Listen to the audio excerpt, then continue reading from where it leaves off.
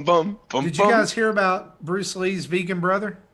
I did not. What happened to Bruce Lee's vegan brother? Well, nothing happened to him. His name is Broccoli. Okay, this was great. Bye. Oh, Sorry. I'm sorry. wow. Yeah. And also, I don't know if you know this. This week they found out that Cardi B has a sister. I'm not even gonna. Do you know what she does for a living? No, I don't. Jesse, No. do you know what she does? I don't think I've ever heard of this person. Cardi B, she's a rapper. Yep. Okay. Okay. She has a sister. She's a fitness instructor. Yep. Cardio. Very good. Very good. It's Nintendo dads. There's got to be a couple of dad jokes. You gotta have a couple dad jokes, I guess. That's true. Yeah, there you go. Cardio and You're terrible. yeah. And, broccoli. Yep. That's right. That's my reaction. I've made myself feel awkward. As I was going to say, as the guest who is not a father, I cannot relate with the dad joke humor, but I respect it. I got it. All right. Well, Jesse, let us know when you're ready. You've played enough Animal Crossing to have an appreciation of puns. Of course. I think we're live right now, too, aren't we? We are live right Are we now. live? Okay.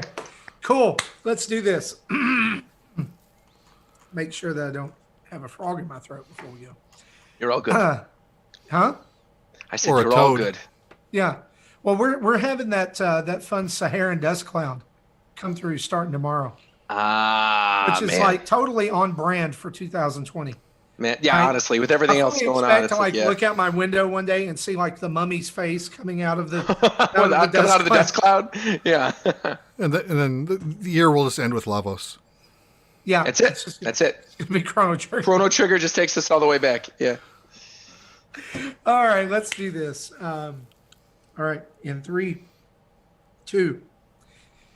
Welcome to Nintendo Dads, episode 286, recorded live on June the 25th, 2020. Joining us tonight on the show is Roger from Roger's Base. Woo! Talk about Min Min, Animal Crossing, Ninjala, Pokemon Unite, Venture Beat, telling us what games are coming from EA, and so much more. Jesse, play that stupidly sweet music. I do love the theme.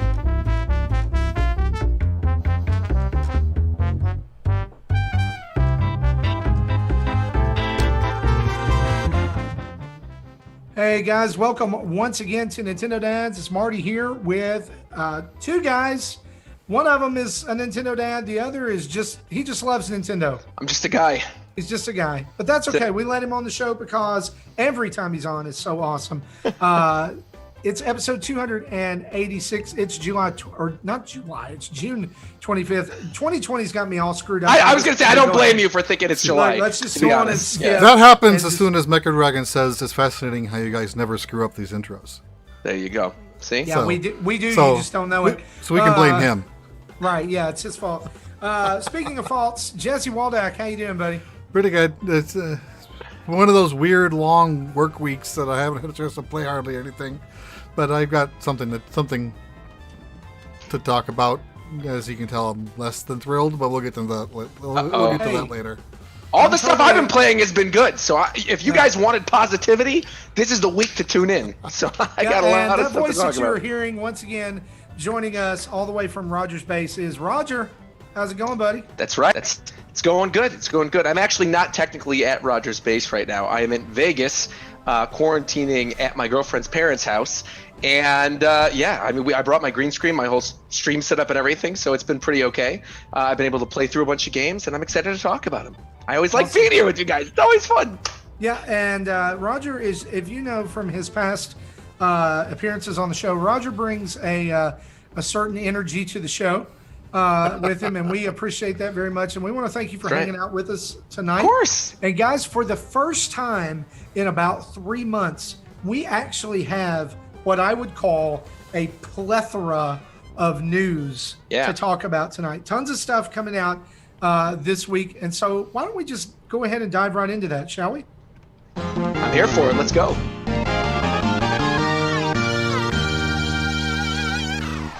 And that music means that it is time for the news. And our news is always brought to us by you guys over at patreon.com/Nintendo Dads, where for as little as $1 a month, you can jump into the best community on the internet. You guys are pretty nice. For real, guys. Like, that's what people say. That's not us saying it. People are literally saying, they're saying that it's the best community on the internet. It's fantastic. And this week we are joined on Patreon by, I love this name, y'all, the Boulder. All right. The BOLDER, BOULDER, the Boulder. I love it. Boulder, thank you so much for joining us over at patreon.com/Nintendo Dads.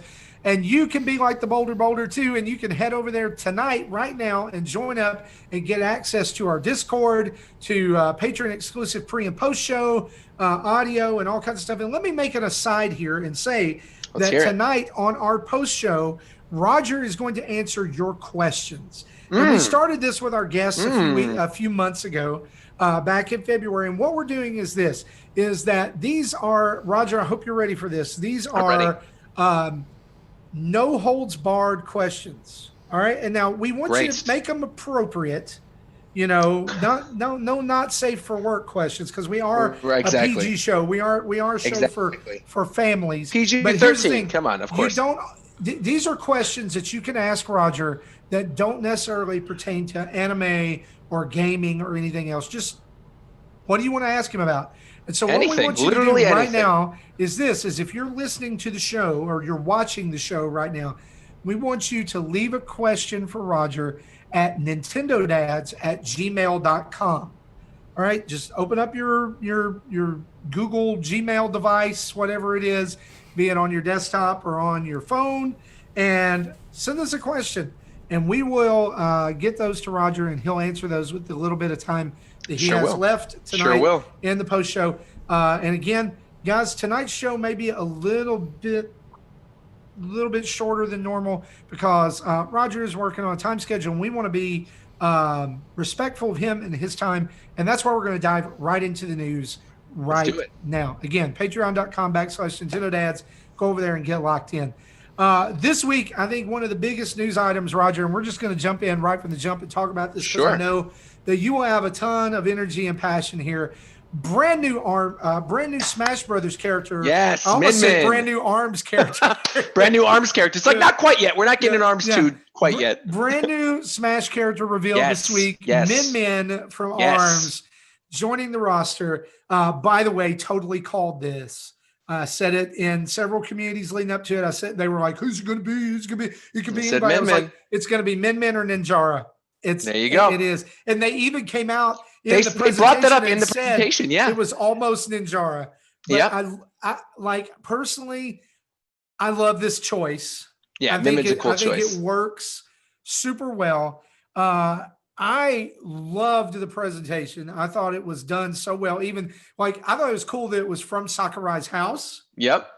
We didn't get Sakurai's cat though, unfortunately. That was something that I thought we were going to get. He always is posting pictures of his cats, and I thought for sure we did get the pan over shot of his incredible setup for gaming.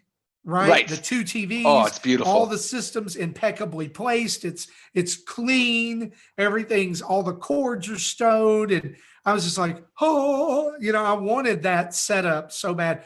But let me hear from you, Roger. What did you think about Min? What did you think about the presentation overall? Yeah. I mean, I loved it. I went in, I did an ARMS video. I think I even brought this up the last time that I was on the show. It was like the most recent video that I did was figuring out what character from ARMS was going to be in it. And I figured it was going to come down to one of two characters. I said Min or Twintel. And I think a big reason for that is obviously they're both fan favorite characters. And I feel like the roster desperately needed girls. I just feel like we haven't. Obviously, Byleth was like an alt costume. You could do the male or female Byleth. And they've got Kazooie with Banjo. But like just a standalone girl, like a cool, interesting standalone girl. And so on top of that, Min won the ARMS Party Crash event that happened last year. So it all made sense. And the second I saw Captain Falcon and Kirby eating ramen, which by the way, some of you guys might be wondering, what am I eating on today's show? Well, I haven't had a chance to eat dinner yet, so I'm scarfing down some noodles in honor of Min and Captain Falcon and Kirby.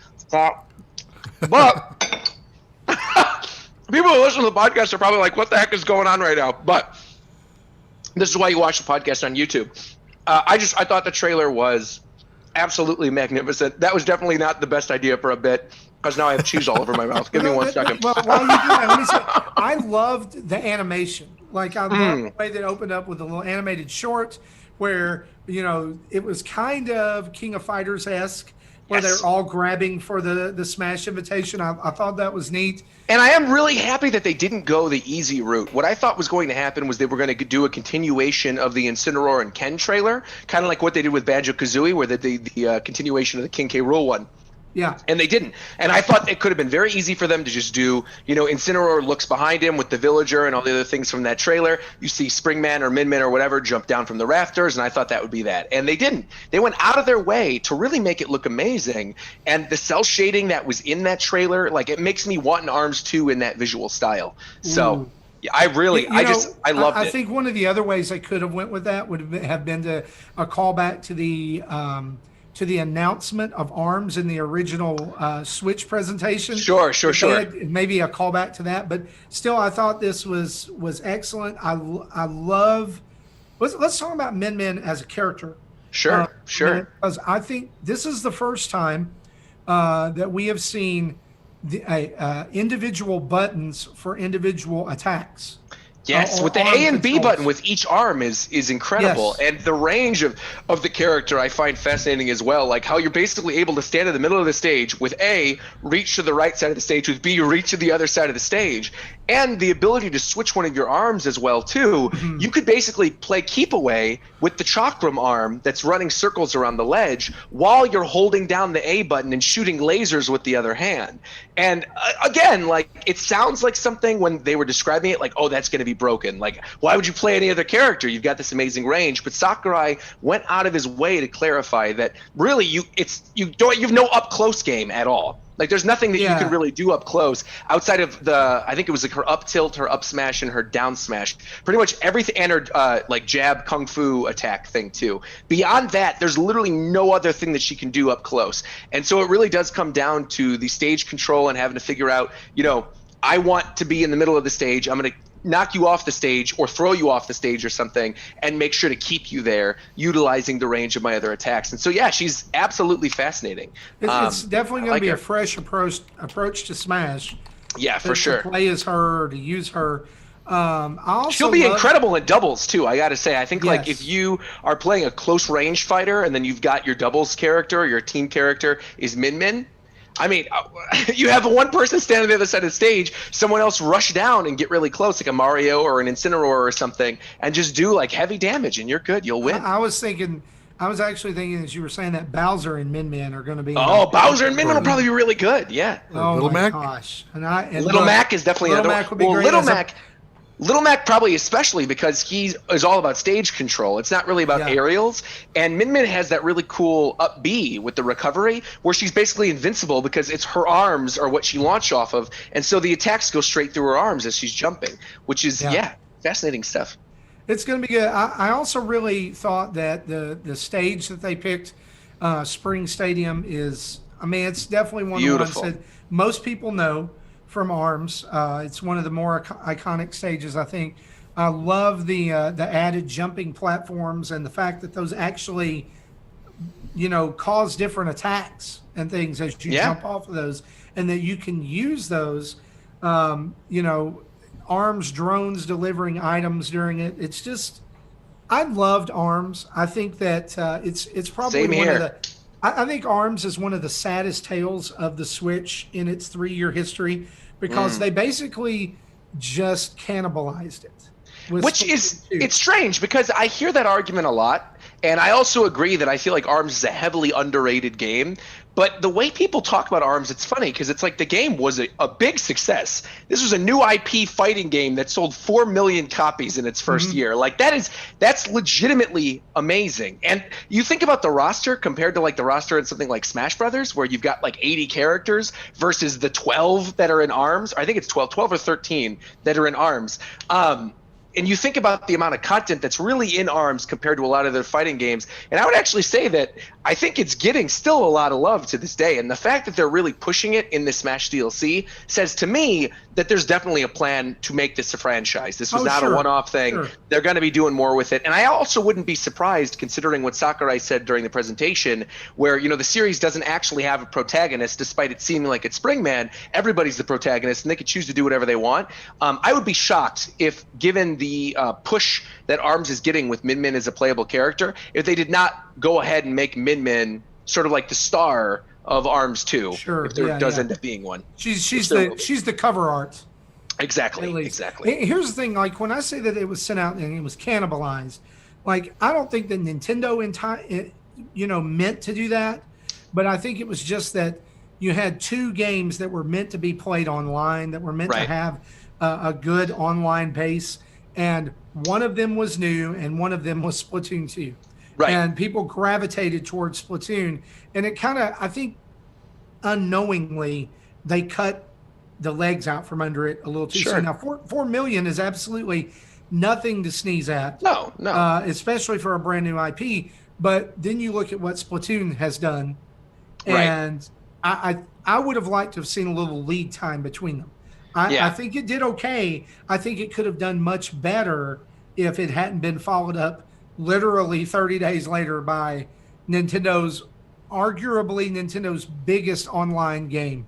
Yeah, and I have a couple things to say about that, actually, because one is I feel like to this day I hold this opinion that ARMS is the best online functional game of anything that Nintendo has made on the Switch. I truly believe that. I think the functionality, the jump in, jump out pace of the online, where you're constantly doing something different. You could play a couple matches and then leave.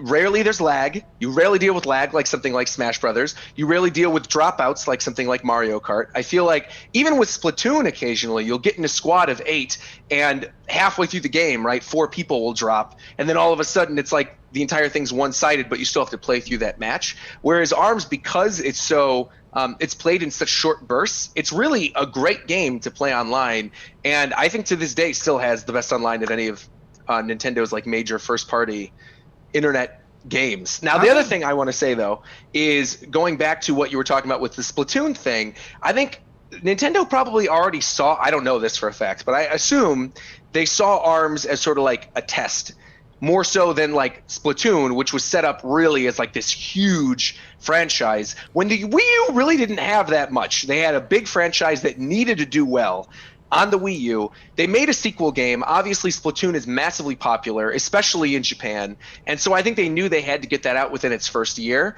And I think even if Splatoon wasn't out there, I think your argument about the game getting cannibalized by other games on the system still would hold true, because Mario Kart was the month before Mario Kart came out, and a lot of people forget this, but that first year of the Switch, they really did a huge push for the Super Street Fighter 2 game remake that came to the Switch, which was also a fighting game, which also came out in the same 1 month time span.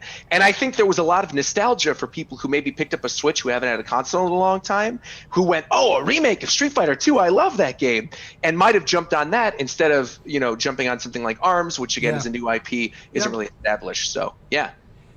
Well, either way, I think you're totally right about us getting an ARMS 2 eventually. Yes. I in fact, I would almost say that's probably a 2021 game. Yeah. At this point, to keep that franchise going. A couple other details about this: 18 tracks from the game, literally every song from ARMS is in there.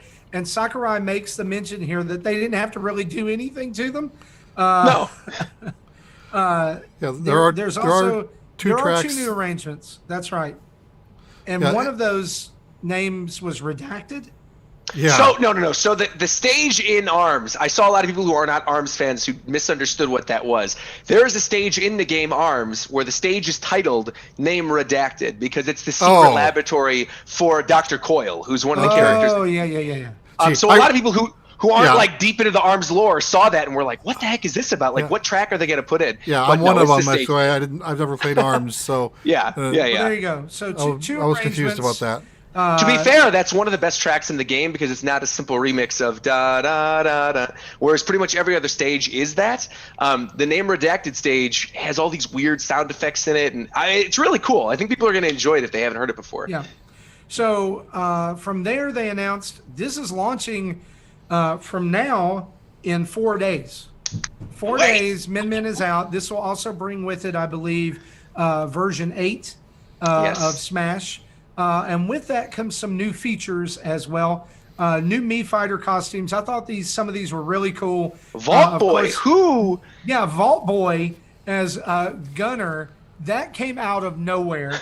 and it kind of establishes the fact that every time we get a new character, we're going to get some out of nowhere costume Mii Fighter. that is bringing a franchise in that maybe won't necessarily be supported by Smash.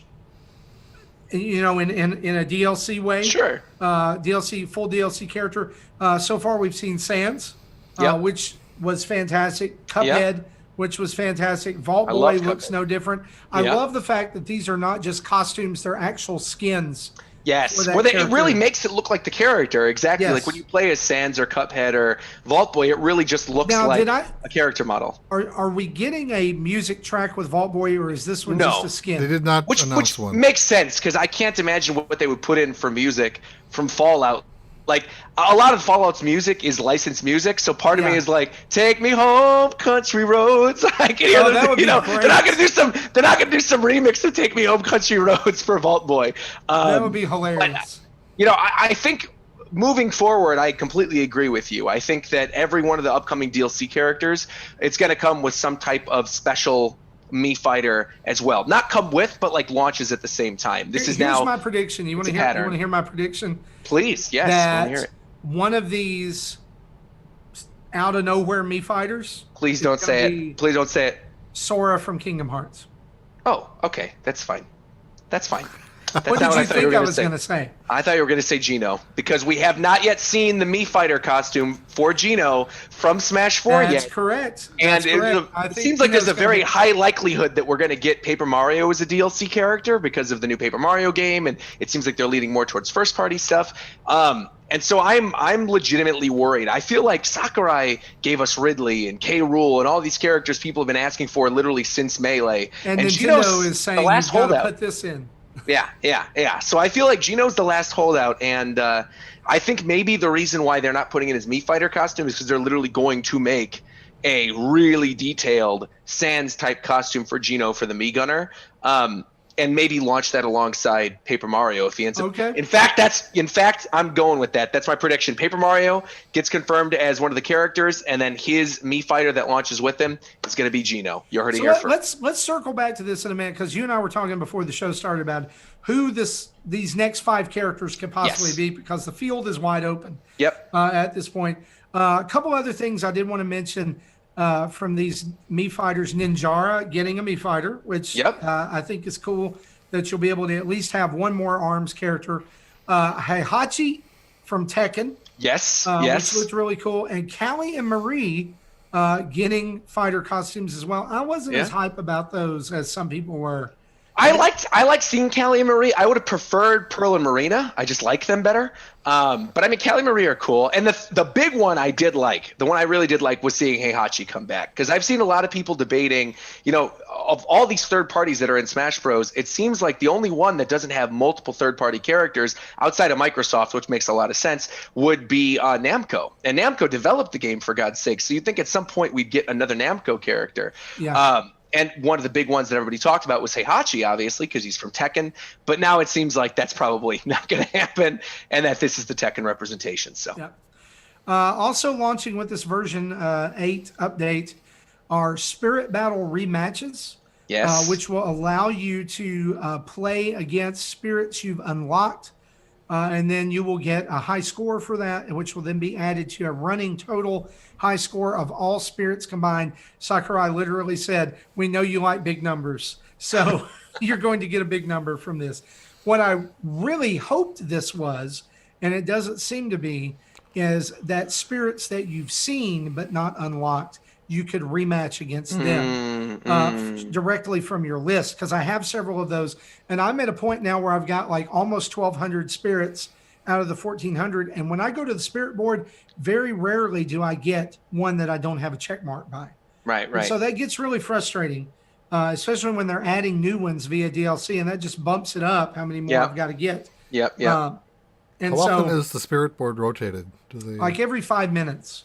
It's every 5 minutes, but the other thing is certain characters only come out at certain times too. Yes. And so you have to look at what characters come out at what times in addition to all of that. And then some spirit events will make a comeback, or they'll be thrown into the actual mix. Like the Cuphead characters are now part of the regular spirit board thing. They're not part of an event thing. But there's no real way of telling like, okay, well, which one is an event one or which one's a spirit one, unless you're actually actively looking it up.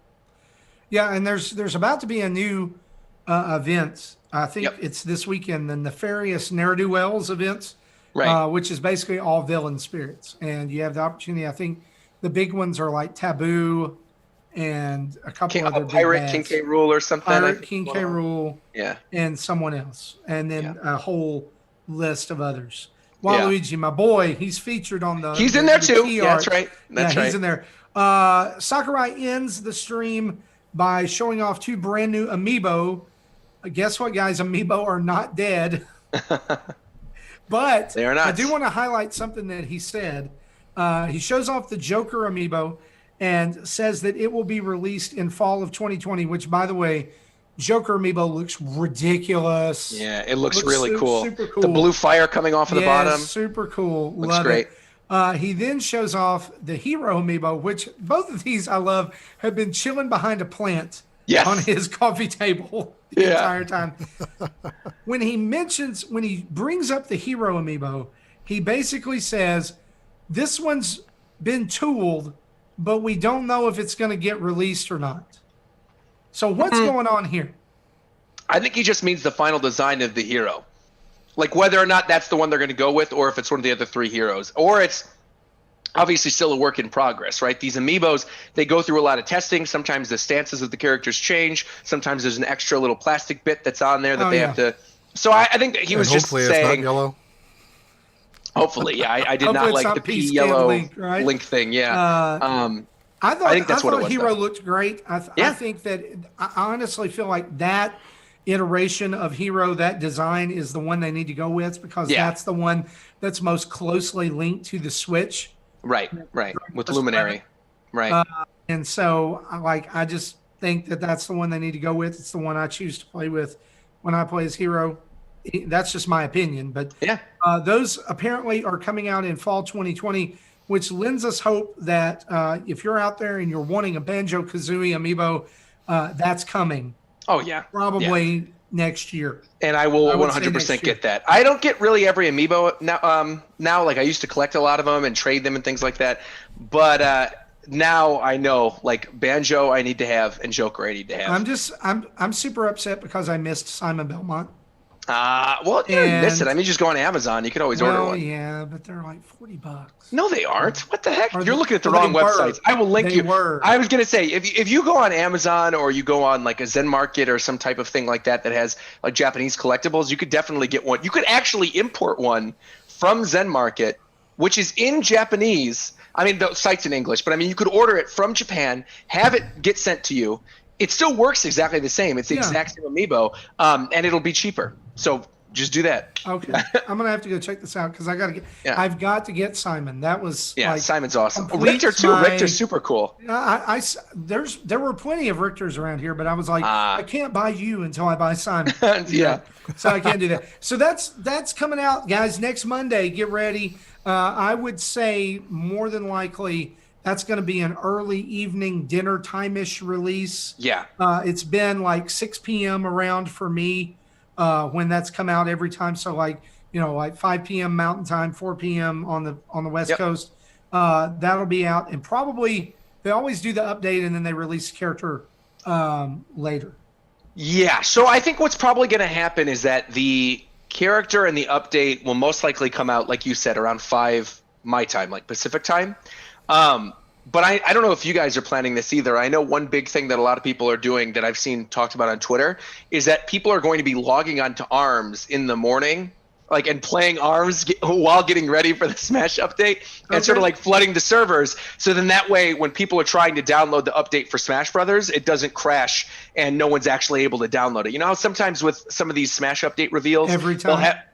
Oh, well, yeah. Okay. I was being nice, but still, you know, they have the thing where it goes, oh, you can't download it right now. So now there's a push to have everybody play ARMS instead while the update goes live, which I think support is this. I think I do too. I like it. Play ARMS. I will. That's what I'm gonna go do. Buy ARMS if you don't have it. Go play it. Yeah. Also announced this week. Let's talk about this for just a few minutes here. Yeah. Pokemon Presents. They did a second Pokemon Presents this week. I actually woke up for this one.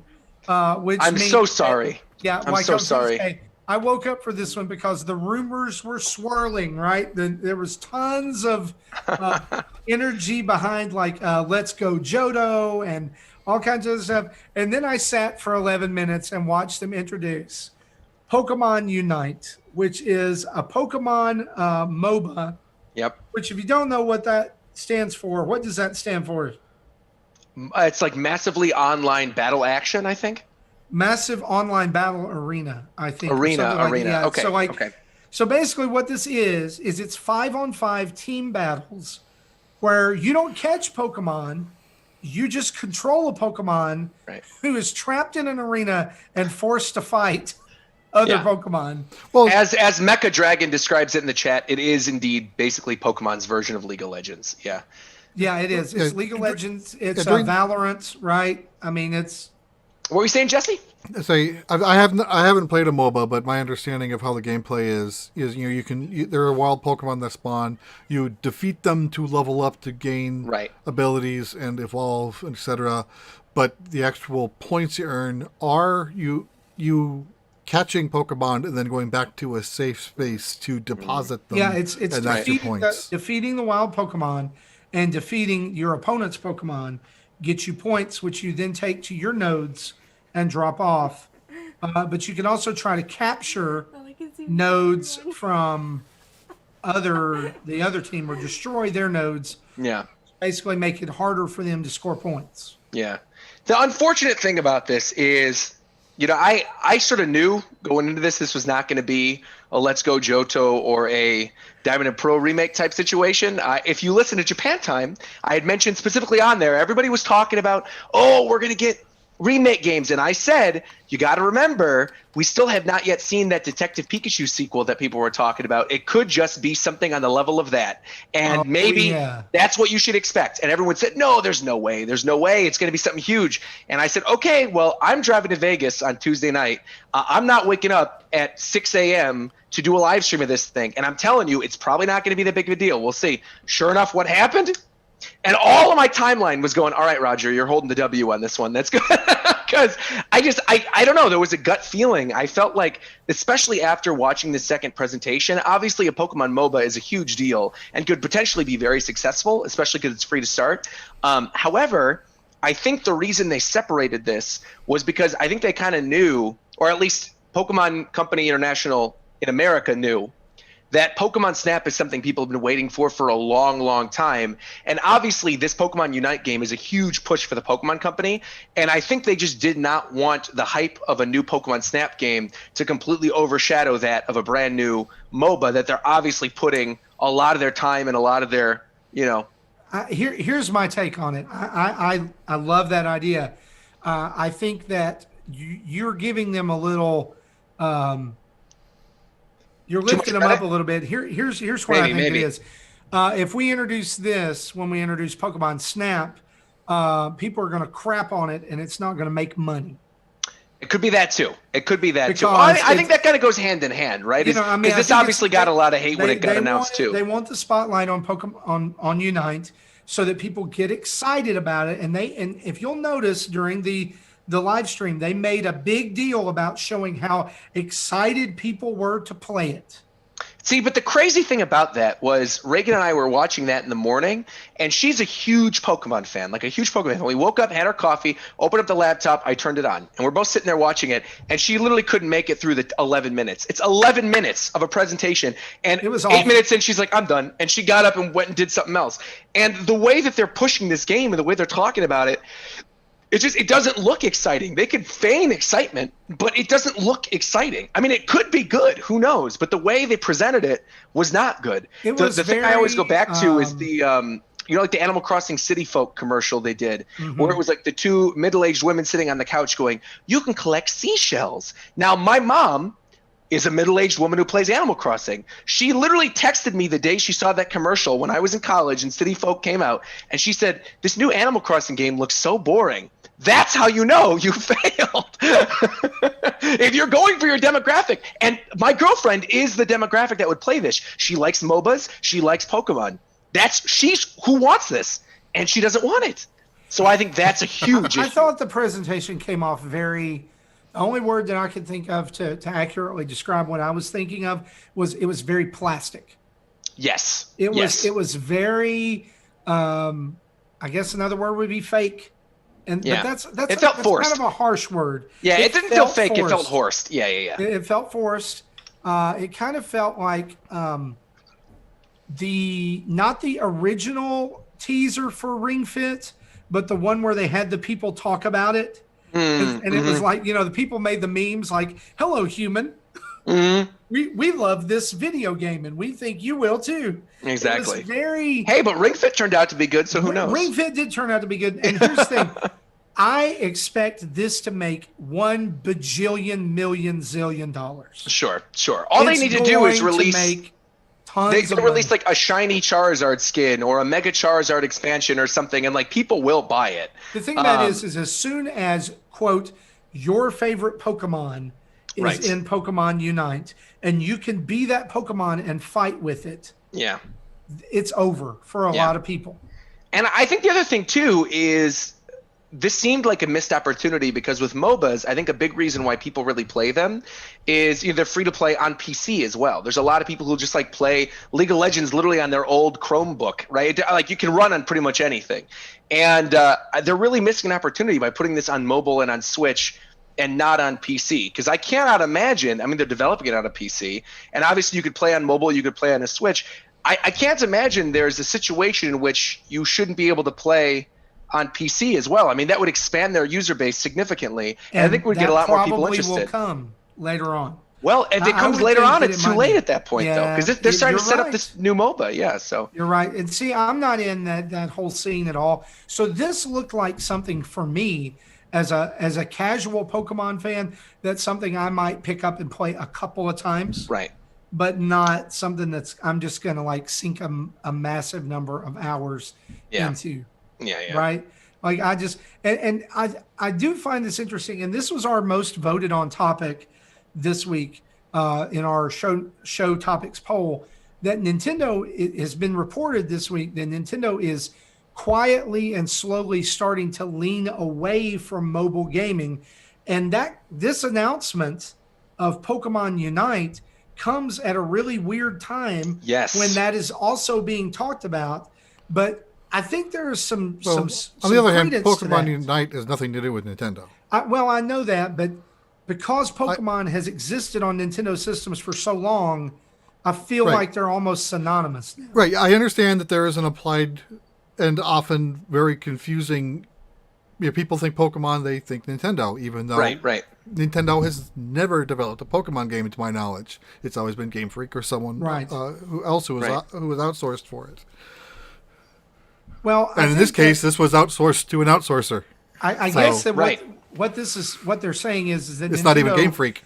In-house, first party, whatever, right, are starting to lean away from mobile gaming, which means that... Because they're referring to the Marios, Fire Emblems, Dragalia Lost, that kind of stuff. Because even if you'll notice, whenever they have their mobile game, like spreadsheets, Pokemon Go is never part of that. They never have any of the Pokemon games. And even taking away like something like Pokemon Smile, Pokemon Unite, all these other Cafe Mix that just came out, right?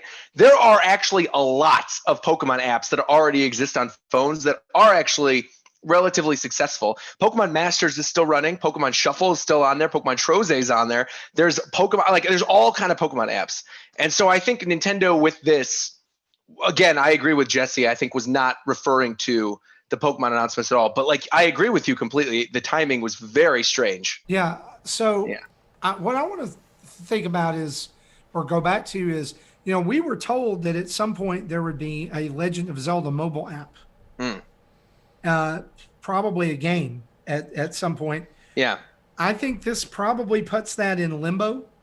Yes, most likely. I don't think that is going to come out at any point anytime soon. The main thing, when they first announced that too, correct me if I'm wrong, it was that they're speculating that one of the franchises they're looking at is Legend of Zelda, but they never confirmed a title or an announcement. I don't think that was ever confirmed. Yeah, they had like a logo that they showed in some. It was like some investors thing, and they said, "Well, Mario and Legend of Zelda and titles like these are titles we'll be focusing on for the mobile app." But they never clarified. I think that year they were planning on 4 mobile games and only released 2. Right, because Animal Crossing, it's well documented, went through like a lot of changes before it became Pocket Camp. We've got like Dragalia Lost as a new IP, which was a collab with Psy Games, and Fire Emblem, which funnily enough is their most successful one, despite everyone making fun of Fire Emblem for being in Smash Bros. It still is their number one, highest grossing game. So, well, and it's still making them like millions of dollars. Yeah, a month. This is they're making a lot.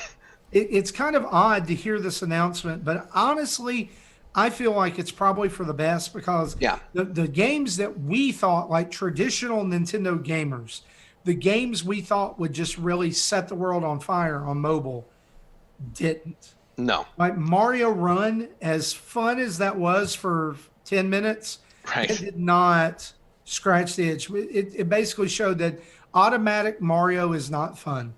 Right. After a great period of time. Right. Mario Kart Tour, it's okay, but it's still not Mario Kart. Right. I loved it when it first came out, but I fell off that wagon. Dr. Mario's upside down. Dr. Mario. Yeah, who's playing? I was going to say, who's playing Dr. Mario at all? It's. You mean you're not going to jump in for Dr. Baby Mario? No.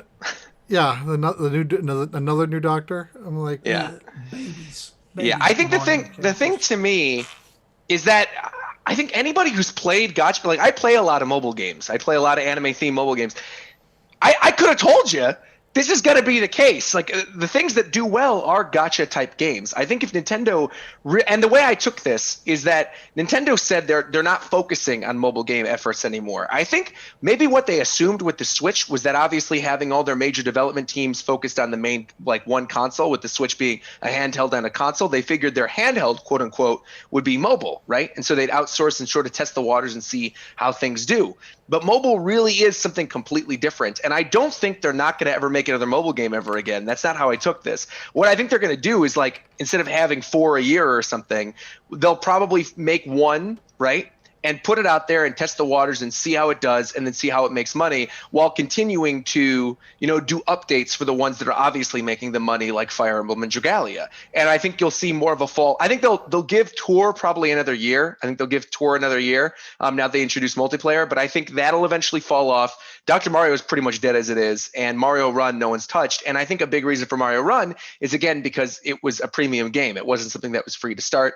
You bought the game and then got extra stuff from it. And I think they've learned their lessons, and I think they realized that with Dragalia and Fire Emblem both being gacha games, you can really make a lot of money doing that. And the kind of thing to me that's like shocking that they haven't tried it is some type of Splatoon mobile game in the style of a Clash of Clans, because I think that type of experience wouldn't carry over one-to-one with what Splatoon is on consoles. But Splatoon being such a massive franchise and being about customizing your character and all that stuff, I mean, they could sell like 99-cent packs to customize, like outfit packs or something for your Inklings, and I guarantee you they would make money. But instead of doing that, they wanted to focus on making these other like more gamey type experiences, when in reality that's not the case. The battling, even in something like Fire Emblem and Dragalia, so much of the battling is focused on how auto battle works, right? The thing that you get from buying the Fire Emblem pass is unlocking auto battle stuff for Fire Emblem, which is something that obviously you're playing Fire Emblem, but you mostly are doing it to unlock the new fighters. And the game itself is almost secondary to the things that you're getting. You know what I mean? And I think that's the approach they need to take moving forward. It's the game can't come first. As weird as that might sound to a lot of people, the game really can't come first. It's the bonuses and what people are buying, which is what you really need to make, interesting and something that you need to focus on. And the thing is that's what people expect from it, if we're honest. Right. Because that's what they're getting in other games. Right. So they're not coming to these games expecting them to reinvent the wheel. They're expecting it to be like Clash of Clans. They're expecting it to be like the gacha game, that they've been playing, except with a Nintendo on it. And so, it's just a certain ecosystem. And you're right. They tried several different things and they found what works with Fire Emblem, apparently. Yeah. I don't think that this announcement, I don't think is them saying we're shutting down Fire Emblem Heroes next week. No, they're not. No, it's clear they're not. They're starting new. They're going to ride the horse on that until it's literal bones. Yes. And it's just run into the ground. Yeah. Yeah. That's the one that's made the most money. Oh, yeah. Yeah. Yeah, they're going to continue to make money on it. I just don't I wouldn't get my hopes up for a new Nintendo mobile game for a while. No. I wouldn't either. So the chat has actually me already. When I said I'm not sure if Nintendo ever developed a Pokemon game. Apparently they were co-developers along with Hell Labs on Pokemon Stadium 2. Oh. Well, okay. Now Pokemon Stadium 2, there's a thing though. Hold on. Is Pokemon Stadium 2 Japan's Pokemon Stadium 2 or the actual Pokemon Stadium 2? Because Pokemon Stadium 2 in America was technically Pokemon Stadium 3. And Pokemon Stadium 2 was Pokemon Stadium in America. This is 2 in America. Whoa. 2 in America. Okay, excellent. There you go. Roger, you just introduced me to knowledge I did not know. I had no clue. Pokemon Stadium, the Lost Levels. Yeah, pretty much. Let's talk about another update here. We talked about Smash. We talked about Pokemon Unite. That no date on when that's going to come out, by the way. Just sometime this year. At least, it looked like it was pretty done. Yes, it looks very good. At least it looks good. It's very polished. Animal Crossing. All right, and we won't spend too much time here. We'll let the guys over at Dad Crossing dissect this. But Animal Crossing's brand new update drops next week. I suspect July 1st or July 2nd, which would be a Thursday, which is normal time to eShop updates, and is bringing with it the normal new bugs, new fish, new whatever, and freaking diving. Finally. I'm not just talking about, you're not just going to wade into the water. No, your character runs and does a freaking cannonball flip into the water. Yes, I love this. So fun. As if I didn't have enough square footage to explore every day. Actually, exactly. Right. I did see somebody on Twitter ask this question. I want to say it was Backlog Busters, one of the guys from Backlog Busters. He said, so now that I can jump in and out of the water, I don't need a vaulting pole or bridges anymore, right? And my response to him was, no, because Animal Crossing. Well, I think the thing is, too, is you can't swim in the rivers. You swim in the ocean because the ocean's where you get the sea life and you dive into it, and that's where you're getting. So that's the other thing, too. But you get to the river and it's like, whoop, nope, can't do that. There. Can't go in there. It's probably been dirty. It's dirty. It's a dirty river. It's all the fall off and stuff. You don't want that. There wasn't. I'm pretty sure it's been patched out by now, but there was an early bug in the game that would let you walk in the rivers and into the ocean. You couldn't do anything with it. Yeah. Game Explained did a video showing it off. Interesting. I love it. It required 2 people in your island, and you do something. You basically clip through a table while sitting on something specific. It was some. So let's just run through real quick what's in here. Swimming in the ocean, diving for sea creatures, which was one of my favorite things to do, by the way. Loved it. New Leaf. I love going to the island and diving. Sea creatures can be donated to the museum for display. They'll actually just go in the actual aquatic display that's already there. It's not opening up anything new. When you do dive in the sea, Pascal, the creepy otter, is going to pop up. He's not creepy. I love Pascal, man. I love it. He's laid back. He's like, they're diving and he just pops up and is like, ooh, I know someone just found something. It was super creepy. And Gulliver is now a pirate. Which I can't wait, because what that says to me is that there's going to be a pirate set, because you can go back to the old Animal Crossing games. There were always pirate-like items. There was a pirate flag, the cannonball, the barrel. Oh, yeah. The ship deck and the ship floor. And this, it seems like, is going to replace, they haven't shown anything yet, but it seems like it's going to replace how Gulliver gives you the worldly items, like all the different world market items from all the other countries. I think he's going to give you pirate items and like pirate DIYs. And if that is the case, and we're getting like masks and all this other really cool stuff, I am so excited. I seriously could not be more excited. I'm super on board with that. Yes. Except for the fact that I don't have all the world items yet. I want more of those. Like I have the giant Momoa head, and I have the North Pole and the Leaning Tower of Pisa. Like I want more. At the end of I didn't even know you can get these things. Yes. So at the end of this presentation, though, they mentioned that there's going to be another summer update coming in August with like fireworks and everything else, obviously. There have been rumors of a museum shop. That's been a big thing that people have talked about with the early data mines, is that there might be a museum shop coming to the game. I would imagine that the museum shop would regularly sell the world market items that Gulliver would give you. That would make a lot of sense. And if that's the case, right, then Gulliver being replaced with the pirate stuff gives you that however many months when he washes ashore for you to get the pirate stuff.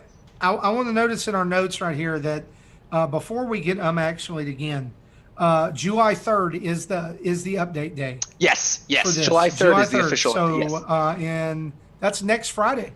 Yeah.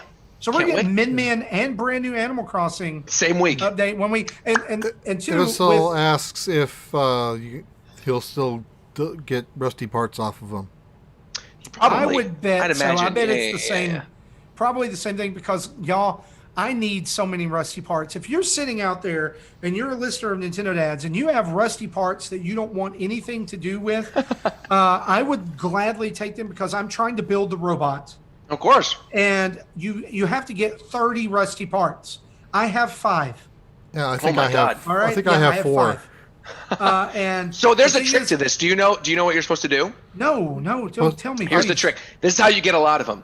When you go to Gulliver and he has you dig up the little pieces of his phone, all you do is instead of giving him the pieces, you put the 5 pieces inside of your storage and you wait a day. And what happens is they become rusty parts. So that's a good way to like hoard a lot of them, is anytime you see Gulliver, instead of actually fixing his thing, I mean, he's going to be stranded on the island, but he'll eventually come back. It's not a huge deal. But if you don't give him back the little items that you dig up from the beach and you put them in, those become rusty parts. So the second day, like if he's there, is he there the next day? No, he leaves. Okay. He leaves. So basically what you're doing is you're trading rusty parts for a world item. Exactly. Okay. I don't know how true this is, but I heard if you have multiple people on your island, you can dig up 5 parts per person. You can. That's also true too. Yes. So you can have 5 and 5, 10, get them both there, put them in your storage, have your friend, put the other 5 with you. I love it. You immediately have 10, 3 times Gulliver's there, you got your robot. Yeah. Also, needing the rocket recipe. So if anybody can build me a rocket. Unfortunately, I don't have that. If anybody can build me a rocket, I think that I have the star pieces. I just need the rocket. And see, like coming into my island, I have Godzilla on one side and I want the robot on the other. Nice. It's a way to come in. So anyway, totally, that has nothing to do with anything. But I would love a museum shop. I think that each month at the start of the month when this thing drops, it pulls me right back into Animal Crossing. Of course. I think it's a brilliant strategy that they've done with this game.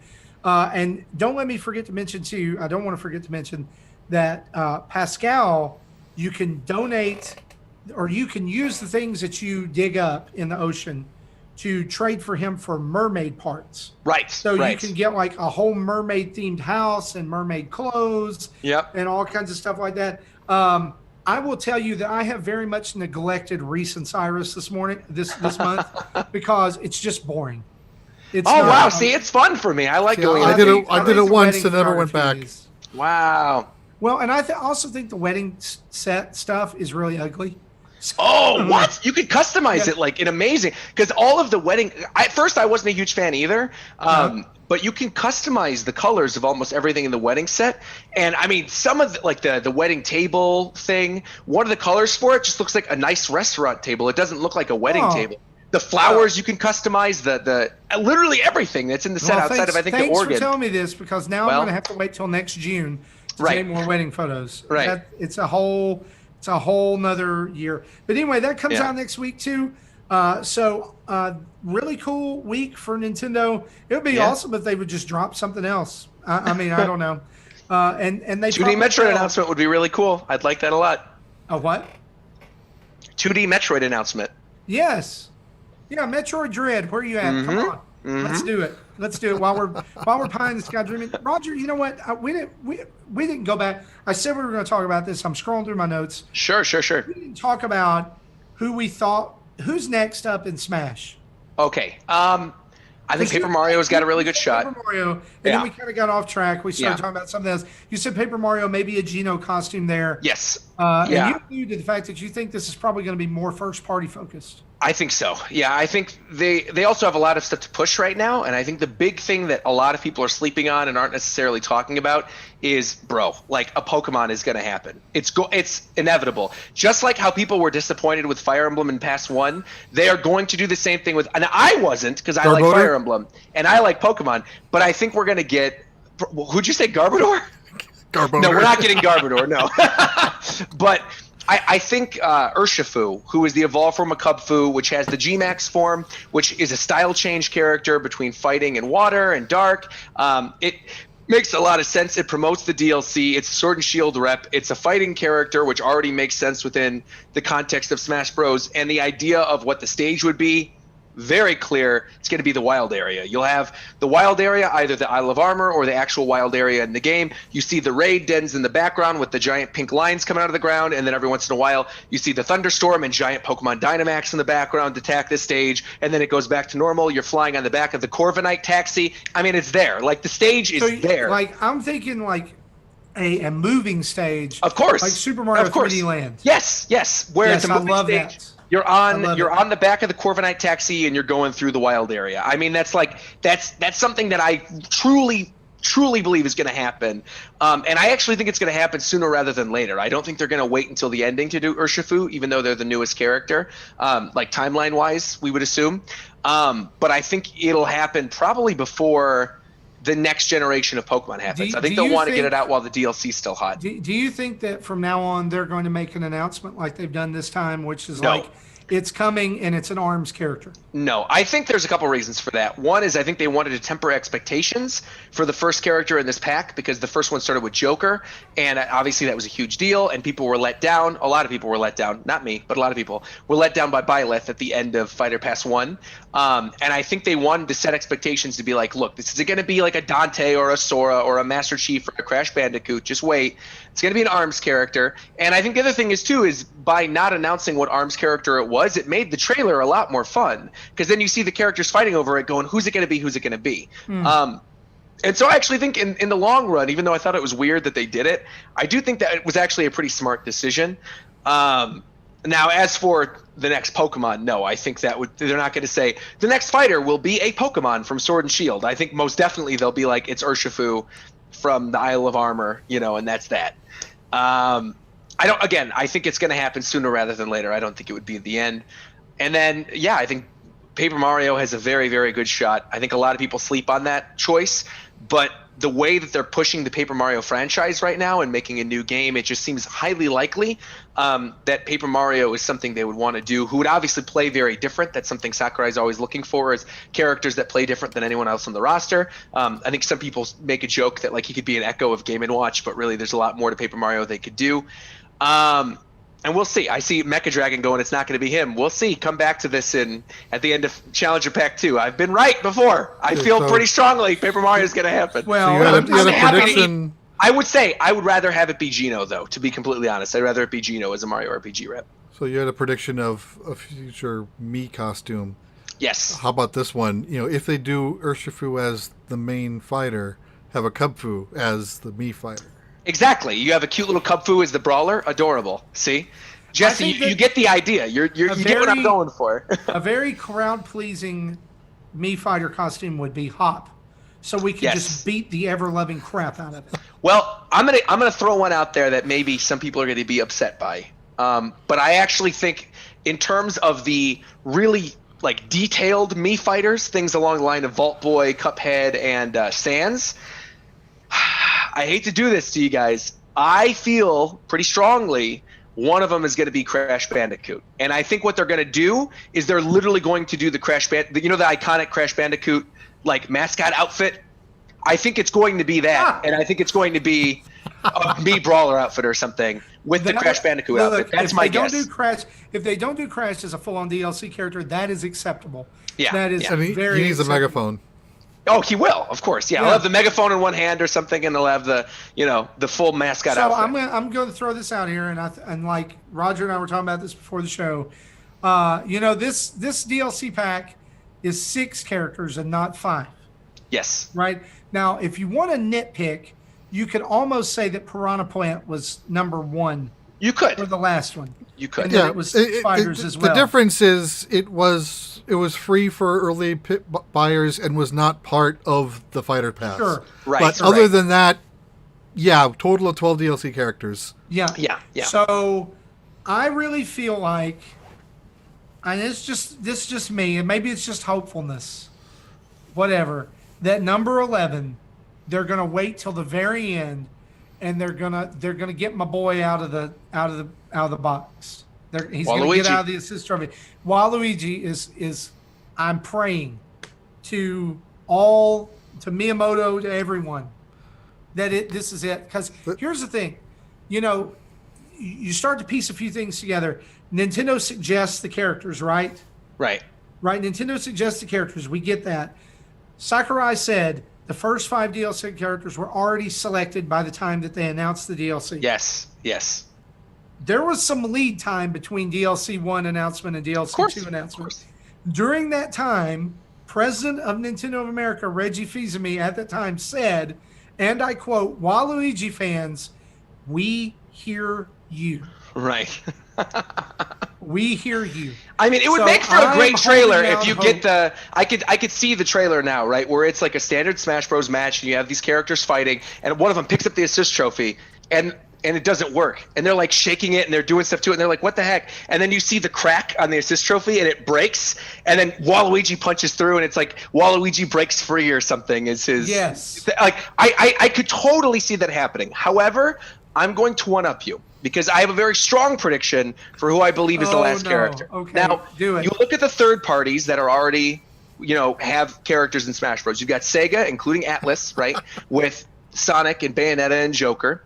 You've got Namco with Pac-Man. You've got Capcom with Ryu and Ken and Mega Man. You've got all these third parties, and then you got Microsoft right there. And we have Cuphead as a Mii Fighter outfit. We have Banjo-Kazooie as a fighter, and we have, coming later this year, a new Xbox alongside a new Halo game. Now, Nintendo chooses the fighters. Of course, they say that, of course. However, Nintendo is well aware of the fact that if they were to put Master Chief in Smash Bros., the internet would break. That would be on the level of a Sora-type announcement.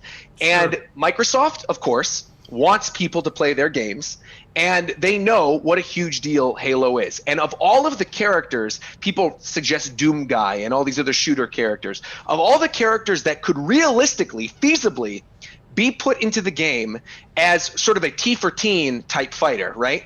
The one with the most cartoony items, the most iconic items, would be Master Chief. He's got the Needler, he's got the Banshee, he's got the Energy Sword. There's a lot of stuff that he can do that isn't just pulling out a giant, gun. There are colorful, wacky type things he could do. Let me tell you this. Also, yes, Halo, to talk to Jose in the chat right now, Halo is the only, discounting Banjo, the only major Microsoft IP that Japan cares about at all. It's the only one. Now, think of all this. Think of the trailer. Think of that first trailer for Halo 3. What was the tagline for the trailer? Do you remember? Does it finish the fight? You got it. Now, picture this. You get the opening of the trailer. We find out the final fighter. You have something going over the earth, and you hear, ah. Then you hear Cortana, Chief, there's an incoming transmission. Chief, do you hear me? Chief, wake up. Ah. It cuts to the thing. Master Chief walks out. Chief, can you hear me? It's an incoming transmission. They want to fight. What are we going to do? Things are, they bring up World of Light or something where there's the battles, whatever. What are you going to do? Listen, Chief. And he goes, I'm going to finish the fight. bum bum bum bum bum bum bum bum bum. Splash screen. Literally, Master Chief finishes the fight metaphorically and also literally because he'd be the last character in the DLC. He'd be the last fighter, right? Boom. Master Chief finishes the fight. You see all the different, visuals of the energy sword, all the different iconic weapons. His final smash with Guilty Spark. I mean, everything. There are so many things they could do. Cortana is the spirit board thing, the Arbiter. I mean, it is the only other major shooter franchise that realistically makes sense, especially considering one more thing to this. When you look at the M-rated franchises that are in the game, there's only one that is referred to by name, and that is Bayonetta. Now, if you look at the other ones, things like the Vault Boy costume that came in the game, they didn't refer to it as Smash Bros. X Fallout. They did Smash Bros. X Vault Boy. Now, this is only in North America this happens. This has not happened anywhere else. All the other countries did it where it's the actual franchise in Smash Bros. But Altair, when Altair was introduced as a Mii fighter, it was Smash Bros. X Altair. It was not Smash Bros. X Assassin's Creed in North America. Halo, on the other hand, is a franchise much like Bayonetta, and because it is cartoony, because it is not super serious, and again, Halo still has a grittiness to it, but think of like the saturated colors of Halo, right? It's not like a dark world. It's not like you're literally in hell fighting demons like Doom. It's not like a Call of Duty character or something. It's something that is a little bit more fantasy than something else that you might assume to be in the game. And so I feel like with all of those things working in the favor, with the tagline that finishes the fight, also knowing, we have that giant mural of all the characters that always gets updated every time there's a new character. We got one with Min Min too. They never said at the end of it, like, oh, this is it, everyone is here. They've never done that. They're waiting for the last character, and then they'll eventually put that on the Twitter account like they've always been doing, and it will say everyone is here, or it could say the fight is finished. And you see all the characters in Master Chief's the last one. And Microsoft is in the game already. They don't need to negotiate with another company. It's a third party that's already existing in the franchise. There's a lot of stuff. People say I'm crazy bringing this up. I'm telling you, bro. I love it. I'm telling you. I did not expect to hear this when I woke up this morning. I know. And now I'm here for it. I know. Yes. Let's do it. Let's put Master Chief in Halo. Let's just go ahead and say, let's just let it be Paper Mario, Crash Bandicoot. Whatever. Yeah. Hey, Master Chief, Waluigi. That's 4. We've got one more. I mean, they could. There's any number of third parties, right? They could do 2B. The chat says Fizamech. Fizamech, the Reggie Fizamech. I'm gonna tell you one that I think is likely.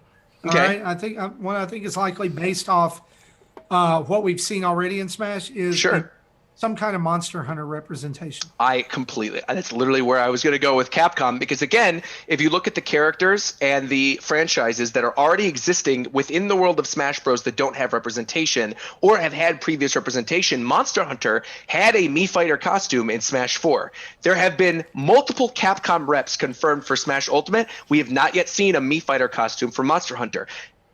Based on the timeline of games that are coming out, it's not even like a question. They've confirmed this. There is a Monster Hunter game in development for Switch. We don't know what type of game it is. We don't know when it's coming out. It's a Monster Hunter character. I mean, there's a game coming to Switch at some point. There's a time to promote it. We haven't seen the Mii Fighter outfit yet. Rathalos is already a boss.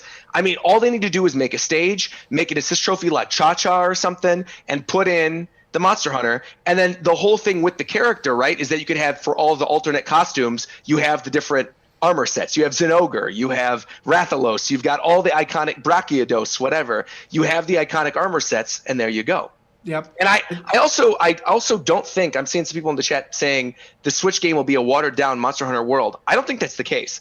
I think Monster Hunter World is its own thing. I think that there are 2 different directions they're taking the franchise. They've always done this. It's just now a lot more clear, right? They had the portable games with PSP, and then they had the main numbered games for consoles. Well, now you've got World on consoles and PC, and then you continue down that line of Iceborne and World 2 or whatever, and then you have the portable series, which is a more traditional, doesn't have all of the streamlined quality of life stuff that World has, which can be continued on the Switch. And then again, you cross it over with the fighter, and that's it. Yeah, I mean, it makes sense. Capcom's in the game already. Again. Yep, absolutely. Well, we've talked enough about Smash.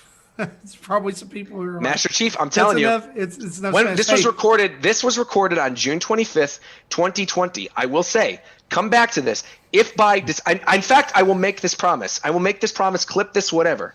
If by December 31st, 2021, Master Chief is not yet confirmed as a playable character in Smash Bros., I will donate a $100 eShop credit to your audience. Wow. Okay. Jesse, you writing that down? Come back to it. Yep. Write it down. Write it down. June 25th. Roger promises $100 eShop credit of Master Chief. By the end, by the end of the next, by the end of the next DLC. So, because they said the DLC ends by 2021. So if the 6th challenger, if not before then or whatever, it could be before then, it could be the last one, whatever. If by the end of this fighter pass we don't have Master Chief, I will donate $100 of eShop credit to your audience. Gotcha. You can do whatever, give away whatever. I'll do 2 $50 cards, whatever. However you want to sparse it out, I'll do it. Generous. There you go. You've made me a believer. I'm just saying. I'm telling you, man, it's there. The signs are there, and people are ignoring it. Let's run down the rest of this news really quickly. The New Game Plus Expo was this week, and tons of Switch announcements coming out of this. I'm just going to run down some of these names. I'd say about 80% of the show had Switch reps in it. Yeah, so, I was kind of surprised. Now we know what Nintendo's doing for the rest of 2020. Harvest Moon One World is coming out fall 2020. Tin and Kuna fall 2020. Billion Road is a game that was released April of this year. It's on Nintendo Switch for $23.99 right now. That's 40% off. Yep. One game that I really was interested in, Fight Crab. That looks a lot of fun, actually. July 30th, 2020. It comes out soon on Nintendo Switch. I would guess probably August, September for that. They announced Samurai Shodown DLC. Of course, the new Samurai Shodown is on Switch already, and that DLC dropped yesterday as of this recording. ReZero Starting Life in Another World, The Prophecy of the Throne, winter 2020. It's weird when the title has a subtitle in it, and then the game has a subtitle to the subtitle title. Yep. No, it's going to be a good game. Fallen Legion Revenants, early 2021.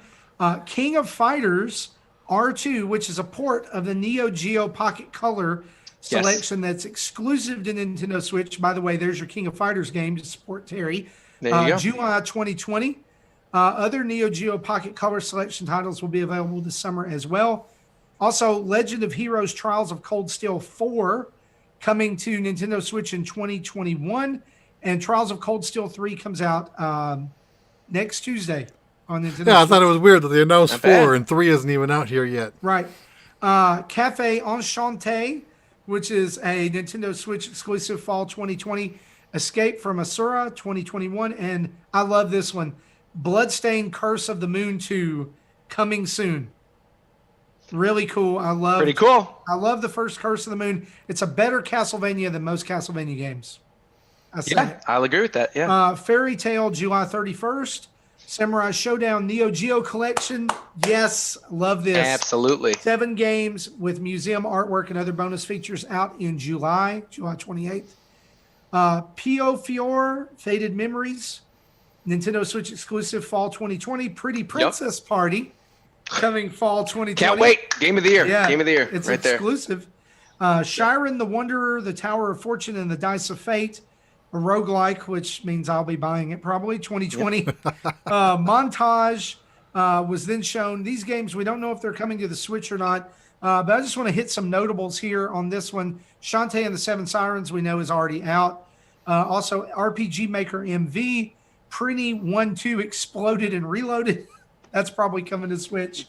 And then one more thing announced for the Switch was Ys 9 Monstrum Nox, which will be coming to Switch in 2020. Ys 8 is great, so I'm happy to see Ys 9. I was shocked there was no Sega, big Sega announcement in this, considering it was Sonic's anniversary. And they said that they're specifically going to announce a new mainline Sonic game. Where was that? I mean, everybody was talking about that being the big reveal here, and that didn't happen. So that was a bit of a bummer. Back and try Ys 8 again. You know, it's a good game. I played it originally. It's got like the tutorial section done, and then kind of never went back into it.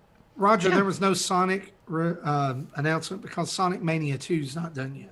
Oh, I hope so. I can't wait, man. If they actually they just let that guy make the mainline games. Yeah, let him do it. Yeah. Or really just make Mania the new main line, because I'm cool with it. I love the mix of nostalgia and also new stuff, and I think it'd be so fascinating to see them do like a Sonic Mania 2, but with the stages that are like return stages being stages from 3D Sonic games retooled for 2D. You'd get like Escape from the City from Sonic Adventure 2, or Pumpkin Hill from Sonic Adventure 2, or the area with like the whale chasing you in Sonic Adventure 1, Sunset Hills or whatever. That would be but all in 2D and pixel art and stuff. That'd be beautiful. Yeah. Yeah. That makes me want to go play Sonic Mania again. I'm probably going to do that. It's a great game. Some other game releases and announcements we want to hit. Star Wars Episode 1 Pod Racer released Tuesday, $15. It's getting some pretty good press. I love it. Pretty good excitement on there. Also, out of nowhere, Duke Nukem 3D 20th Anniversary World Tour released on the Switch on Tuesday for $5. It's 50% off right now. If you're looking for your 90s rude and crude shooter nostalgia fix, Duke Nukem is your thing. We're going to talk about this a little bit later on, but Pokemon Cafe Mix also released this week, and its microtransactions are now live. Happy day. When I did a live stream the night it went live, but the microtransactions weren't live yet. Right. So. Also released this week, Ninjala turned its servers on Wednesday, I believe. Wednesday night. It was, last night, I guess, because we're this Thursday, but it wasn't until like 9 p.m. But for some reason, I managed to get in at 8. I bought the story DLC, and I got in and started playing. We'll talk a lot about Ninjala when we talk about what we've been playing. But one other thing I wanted to mention here, and we'll move on. Mixer announced this week that they will close down on July 22nd. Microsoft Streams will then be integrated with Facebook Gaming. What's interesting about this is if you guys remember, Ninja had an exclusive contract with Mixer, and he will now be what is quote unquote the world's first free agent streamer. Not that he has to stream anymore. He's no. Because that came out of the article, because there were some people saying his contract carries over with Facebook Gaming. It does not. His contract is null and void with the death of Mixer, meaning that he already got paid the money. So he got paid whatever astronomical amount of money that he did to jump to Mixer, and then now after 8 months, he's only been doing it for 8 months. He literally can go to whatever platform he wants, and it doesn't matter what he streams. He could play whatever he wants. He doesn't even need to stream if he doesn't want to. I'm sure he's going to want to stay relevant because he enjoys streaming and it's fun, but he doesn't have to do anything. He could literally just do an Instagram live and be like, "Hey, everybody, just checking in. How's everyone doing? See you later," and that's it. Yeah, I don't remember what he made originally, but the rumors are the contract termination bonus he got is like $30 million. Yes. Yeah, which 20 is to 30 million. Unreal. To go 20 or 30 million to go to Mixer. Yeah. And then that termination bonus on top of that. Plus in 2018, he made 10 million before he even moved over. So the dude's got money. Don't worry about Ninja. He'll be fine. I was going to say, he's pretty smart too, because I think he still lives in Illinois. I know he's like in Southern Illinois because I don't know if you guys know this, but like Jaywitz, so one of my buddies from the Pokemon Cypher, went to the same high school as him. And he always brings up the fact that Ninja, he's been saving his money. He's been doing all this streaming, right? He's going to all these events and things, but he's not like living to this other, this lavish lifestyle. Kardashian. Exactly, right, exactly. He's not living in like some $60 million mansion in LA. He's still like living in Illinois and saving his money. So it's cool. So yeah, he's being smart. Yeah. Is what you're saying. Yeah. Well, guys, that's our news this week. Let's talk about something that our good friend Tim Off brought up in our Let's Discuss segment this week. Do it.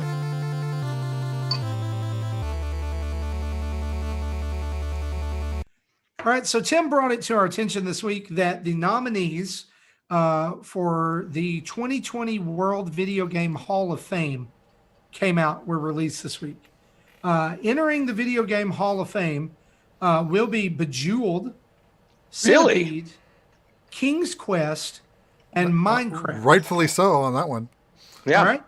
Now, this emerged from a field of 12 finalists, which also included Frogger GoldenEye, Guitar Hero, NBA Jam, Super Smash Brothers Melee, Uncharted 2, Where in the World is Carmen Sandiego, and everyone's favorite game, Nokia Snake. Yeah, I remember talking about this probably almost a year ago, I think, when the nominations came up. Yeah. I don't remember how long so ago that was. So those 4 games, Bejeweled, Centipede, King's Quest, Minecraft, they're going in the World Video Game Hall of Fame. Tim's question was this. If there was a Nintendo Dad's Video Game Hall of Fame, which there should be, what first 6 would be inducted? One for each Nindad and a special guest, if there is one. Well, since there's only 3 of us this week, we'll be revisiting this question next week with Justin and Gary.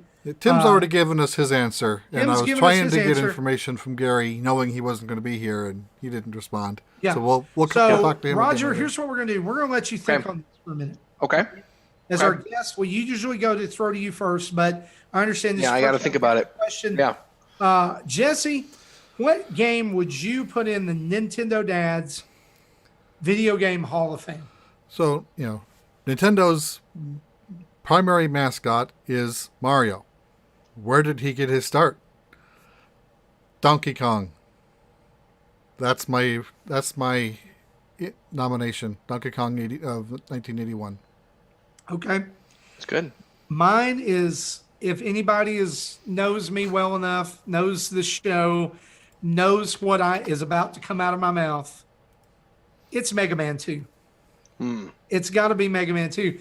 If you distill the essence of Mega Man down into one game, like the greatest Mega Man game of all time, it's Mega Man 2.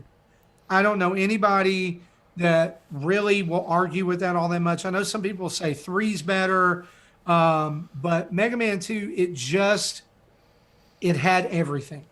And I know that like the slide and the charge shot and all that came later, but as far as like, if you look at the first Mega Man to the second one, the evolutionary step forward in the game formula was so great between 1 and 2. And just the overall presentation and everything, it's got to be Mega Man 2. There's other games that I think would go in here, and maybe we need to do this once a year, and we need to enter a game every year. Yeah, there you go. Do a Hall of Greats. The first one has got to be, for me, Mega Man 2. For Tim, his answer, and I love this answer too, is The Legend of Zelda: A Link to the Past. Wow. Okay. And arguably one of the greatest Zelda adventures ever created. It's fantastic. We'll let Tim talk about why he nominated that next week. But Roger, it's your turn. Yeah. What game are you putting in the Nintendo Dad's Video Game Hall of Fame? It's funny because you said, I'll give you a chance to think about it. And really, I knew almost immediately what I would answer. And that's Super Metroid for the Super Nintendo. Super Metroid to me is video gaming distilled into like the best possible one-day experience, right? You could sit and take as much time as you want to go through Super Metroid, or you can speed run through the game. The exploration, the world building, the story that it tells without actually having to tell a story at all, like the things that happen in the background with animals that show up that you can eventually save, or like the way that certain characters will show you how to do new techniques, everything about it. Super Metroid is to this day like my favorite game of all time, which is insane because I grew up in the N64 generation. I never had a Super Nintendo growing up. I played Super Metroid for the first time when I was in college on the Wii Virtual Console. So I was not somebody who grew up with Super Metroid, but playing that game for the first time, midway through the Wii generation and going, oh my God, this is a game that is better than anything that's on this video game system I'm playing on. And it was made all those years ago, and playing through it every single year and still discovering new things about it, and finding new ways to actually traverse through the world. The music in Super Metroid, the atmosphere, everything about it is just the best, absolutely the best. So that would be my choice, Super Metroid. Wow. So people in someone in the chat asked if Oregon Trail was in the Hall of Fame, so I looked it up, and it was inducted in 2016. Oregon Trail. Oregon Trail. Hey, Donkey Kong was inducted in 2017. No doubt. Yeah, Donkey Kong, I'm sure. This is the Nintendo Dad's Video Game Hall of Fame. Get that Oregon Trail garbage out of here. I when you first said it, right, there's always 3 games that come to mind. I'll save the other third one, not the one I'm going to bring up right now, for later, because people might, want to watch a later video. But the other game that came to mind after you said that was Metal Gear Solid, the original Metal Gear Solid. But that's not a Nintendo game; it's a PlayStation game. So I reserved saying it. But I still say to this day, like I said, Super Metroid's my favorite game of all time. I had to go with it. And on top of that, too, you see the way that Super Metroid has influenced so many games today, right? The whole the Metroidvania type of playstyle action platformer, right? Like things like Hollow Knight wouldn't exist if not for Super Metroid.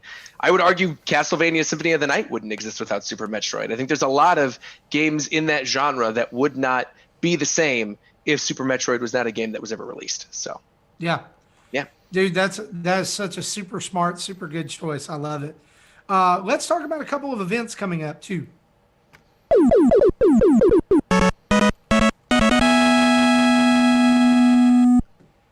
Awesome. So coming up next weekend, also July 3rd, same day that the Animal Crossing update drops, Tetris 99 will host the 14th Maximus Cup, which features Xenoblade Chronicles Definitive Edition.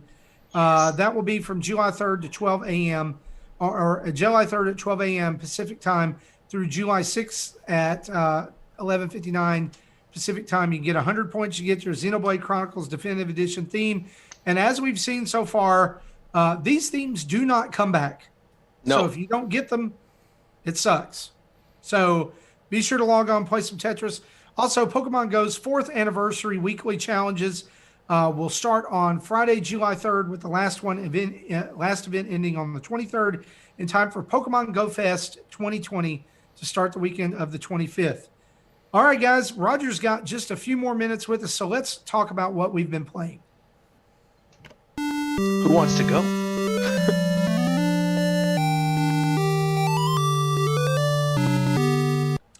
All right, Roger, you are up first. What right. have you been playing lately? Because you said at the start of the show you've been playing a ton of good stuff. So let us playing a lot of stuff. Bug Fables, I started 2 weeks ago, and I absolutely love it. I think it's like exactly the type of Paper Mario experience that I've been wanting for a long time. It's on Switch.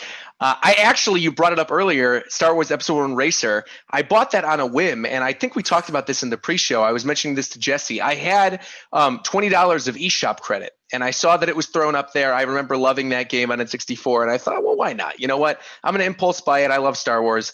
And man, that game has aged beautifully. It really has. Like, obviously the menus, because it wasn't a full remaster, are still a little pixelated, and there's certain assets that don't really look great.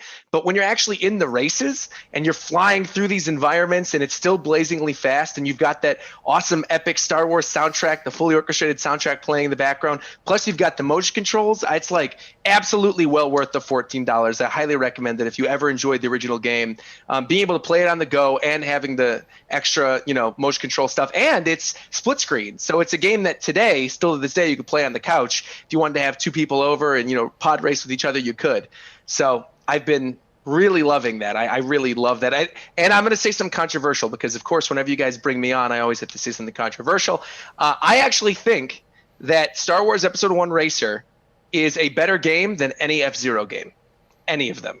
I think it's better than the entire franchise. I think it succeeds in doing what F-Zero tries to do with blazingly fast speed and this neck-breaking sort of action where you're doing these twists and turns. I just feel like Episode 1 Racer, back when it first came out in '99, did it better. And yeah, playing it again on Switch has proven that that's still the case to this day. So I played that. I played through all of Bioshock Infinite. I got the Bioshock collection 2 weeks ago. Such a good game. Amazing. And I forgot how good it is. It's been a very long time since I played it. Bioshock is one of my favorite franchises, which is probably weird considering anybody who knows me knows that I'm not really a big violent shooter game type person. But the stories in Bioshock are always what engross me. And I always feel like the violence has a reason for being there. You know what I mean? Like, it never feels like it's there for shock value. And just the story in Infinite is still great to this day. The environments were all really cool to explore. Playing it in handheld mode, seeing how well all the Bioshock games have run on Switch in handheld mode has also been a huge treat as well. It's really a great port, and all the games still hold up. I'm going to play through Bioshock 2 next, and then Bioshock 1, but I've played Bioshock 2 I think 7 times, so all the way through 100%. Here's the thing, Roger. originally, like when Bioshock first came out, Yeah. played it. It did not like really hook me.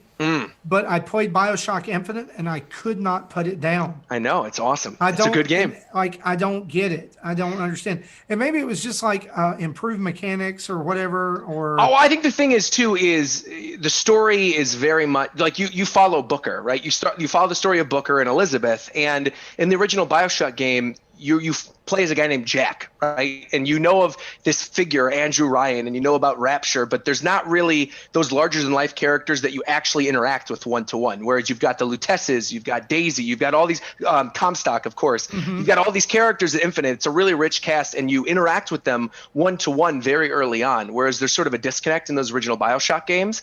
And I think if you go back and play them, you would probably like them a lot more, because I think the other big thing is that Bioshock is so different from a lot of other shooters where you're always dual wielding. Always. You always have the supernatural powers in one hand and the weapons in the other. And that's a big thing about what makes Bioshock gameplay so fascinating, is that it isn't just like a regular shooter game. There's all these other mechanics to it where you're throwing around these special powers.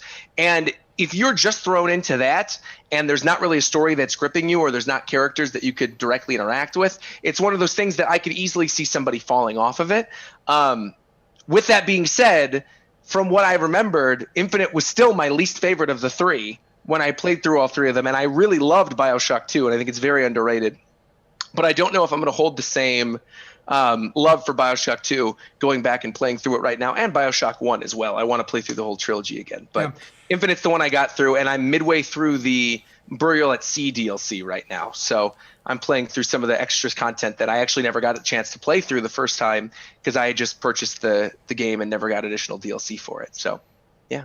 So it's like right now I'm playing through Borderlands, and I think I'll probably play through all of that before I get into those. Yeah, yeah. I'll probably the go collections back are and so play great. Bioshock again, but it'll be a while. I've got lots of I'm games. sure. And I think that's the play thing right too, now. is right. All these 2K collections came out at the same time, where you have to basically choose: are you Bioshock, XCOM, or Borderlands? And you choose one of them. Right. Yeah, but I mean, I've been loving playing Bioshock Infinite, and I think the other big thing too is, of course, playing a little bit more of ARMS in the lead up to Midman. I was playing a little bit more the other day, getting back into the online multiplayer, and it's still just as good. I mean, it's still. Is there still a community for online of course. multiplayer? You could log on, and there's always people playing. Always. That's good. Yeah, That's good. so that's fun. I sold my copy, but I'm probably going to buy it again. Yeah, it's fun. I don't know Wait why I until it's sold my copy. Discount or something. It was just one of those things where like it had been sitting in my case for a while, and I was like, I haven't played this in a while. I can use it for something else. Yeah. Trade it in a different game. And then the last thing I've been playing through is Pokemon Cafe Mix. I did about an hour of that earlier on stream today. Me and Jesse were talking about it. And I mean, it's fun. It's a cute little, nice aesthetic puzzle game with Pokemon. And I always love the Pokemon characters, and I love the art. So I'll probably just keep playing it on my downtime in between, long gaming sessions with something like Bioshock or Smash. Yeah. Okay. Yeah. Cool. So Jesse, Roger, tell you what, let's do this right here. I know you have to leave, and I know that you've got some things you need to do. Yes. We want to thank you for being on the show. Of course. Always for coming over. Tell people where they can find you if they are just being introduced to you for the first time. Sure. You could find me on YouTube, on Twitter, on Twitch, or on Instagram at RogersBase, RogersBase. I do anime and gaming videos every single week on my YouTube channel, and I stream usually every other day on Twitch, a variety of either Nintendo games, anime games, whatever. Currently, like I said, we're playing through a little bit of Pokemon Cafe Mix. I'm doing a Super Mario Party stream on Tuesday, in which I'll also be giving away 3 copies of the game, thanks to Nintendo. #free game. I'm doing Pokemon Sword playthroughs as well, going through the Isle of Armor. And then, of course, on Monday, I'll be playing through the new Min Min DLC as well. So, yeah, awesome. Seriously, thank you again for having me on. It's always a pleasure. I love doing stuff with you guys. Nintendo Dads is like one of my favorite things. And if you guys are like, oh, come on and be a guest, I'm always, so long as I'm available, I'm like, yeah, absolutely. Throw me in. I love talking to you guys. We love to have you guys, or to have you on. And thanks for the energy you bring to the show, guys. Y'all go check out Roger at all the socials at Rogers Base. Be sure to tune in to his streams and shows. Roger, thanks again for being a part of the show. Like I said, thanks again for having me. We did get one email for Roger. Oh, let's hear it. I'll answer it real quick. From Mecha Dragon 101. It says, the dads told me you like My Hero Academia. So question. I do. Okay. Who is the best girl and why is it Suyu? It's not Suyu. It's definitely Miruko. And if you haven't read the manga, you wouldn't know that it's Miruko. But if you've just gotten into the anime or caught up to the anime, Miruko was just introduced in the anime, and she absolutely is the best. Miruko is fantastic. Well, I don't want to give away too much. I don't want to spoil things, because if you don't read the manga, I think it's very easy to spoil what happens to her. But Miruko is awesome, and she definitely deserves the title of best waifu. Yeah. I haven't read the manga, but I know kind of what's going on. But and this is going to be an amazing next season. It's going to be so good. I'm reading tomorrow. I'm reading the new chapter when it drops. It drops at 10 a.m. tomorrow on the Jump app. So I'm doing a live stream and a discussion for it. I can't wait. Yeah. Awesome. Well, thanks for sending in a question, Mecha Dragon. Roger, thanks again for joining us. Of course. We'll see you next time. Absolutely. Yeah. Anytime. Literally hit me up. Let me know. So stay awesome, you guys. All right. Bye, everybody. See you, Roger. All right. So now that he has logged off, we'll continue on with what we've been playing, and we'll round out the show here. Jesse, you've also been playing Pokemon Cafe Mix. You did a stream of it over on Twitch. What are your thoughts on the game so far? Yeah, so when I did the stream, I did the first 16 stages, and I liked what I played so far. Everything, I only had to restart a level, I think, once, for not successfully completing the missions. Then at the end I said, depending on where the paywall seems to hit, when it want or the difficulty spikes is probably determine where I'll end up stop playing or not. I didn't buy it that night because the DLC was down, but now that it's up, I did buy like the Pikachu character that you can have as in the wait staff. I think it was only $3, so okay, I'm fine with that. Excuse me.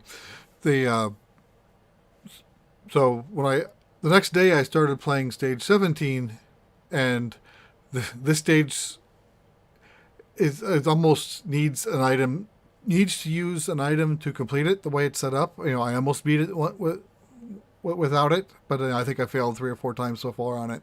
So I'm like, okay, if they're already going to throw these type of levels at me, I'm probably not going to play much longer. But I'll give it another go during my downtime. I'm playing this on my iPad, not on the Switch. Yeah, that was actually Roger's issue this morning. He didn't know that it was touchscreen only on the Switch, so he couldn't stream it like he would normally do. He was pretty much streaming himself playing it on his phone. But when I did my stream, I had my iPad attached to an Apple TV and then streaming that. So if you watch our stream, you'll see the game. Awesome. I've been playing this too. It's okay. I don't know what I expected, but it wasn't like it didn't. I played 2 hours of it yesterday, so I must have liked it enough to put that time into it. Well, you put more time into it than I did. Then the chain mechanic, like where you're chaining the things together by dragging through them, is super weird. Like I didn't expect that like all of them were going to move and swirl around to do all kinds of stuff. I thought it was going to be more like the Tsum Tsum games, where it kind of they hold until everything pops and then they fall together. But I played enough to unlock. Let's see, I got Minccino and Charmander, and you start out with Eevee. So I went through Minccino, and I think I'm on like level 14 or whatever. But I go in and read everything, and I don't know if I played for 2 hours. It may have been 1, but anyway, I'm like you. I'll play it till it gets to where I can't get past the level without spending money, and then I'm done. So Mecca's asking for a quick explanation of the gameplay. It's basically, like your normal match 3 drop games. You manipulate the board and manipulate the falling piece, but to try to make matches. Here you have think of it like a bowl of jelly beans, and you're putting your hand through it and mixing it all together, and then all the matching colors that you touch will be chained together, and then they'll all poof. You mentioned too here, there's a time limit from the time that you first touch the first. Like if you touch, they're all Pokemon heads. All right, so like if you're trying to get all the Pikachu pieces, and you start dragging through Pikachu pieces, you have a little time meter that's you've running got, down. it's like 10 seconds, 10 or 15 seconds. And you want to try to touch all of them, but everything's like, the only word that I can think of is sloshing around in there. Like in a bowl of jelly beans is a great illustration, except a little more rubbery. So like jelly balls or something like, they're, and then once you do that, you're powering up Pokemon to do their special attack, like to get a special cookie. And if you put the two special cookies together, they'll do certain things. And like there's certain parts of the level that are boarded off or whatever that you can't get to unless you use the special cookie. Right. And each stage has a certain requirement. Like you have, like early on, you get like sugar cubes that you have to break up, either by matching the Pokemon heads 3 times to break it up, or using a special ability, and then they get more. The extras gets more involved later on. Sometimes it'll say, make a combo of 15 3 times.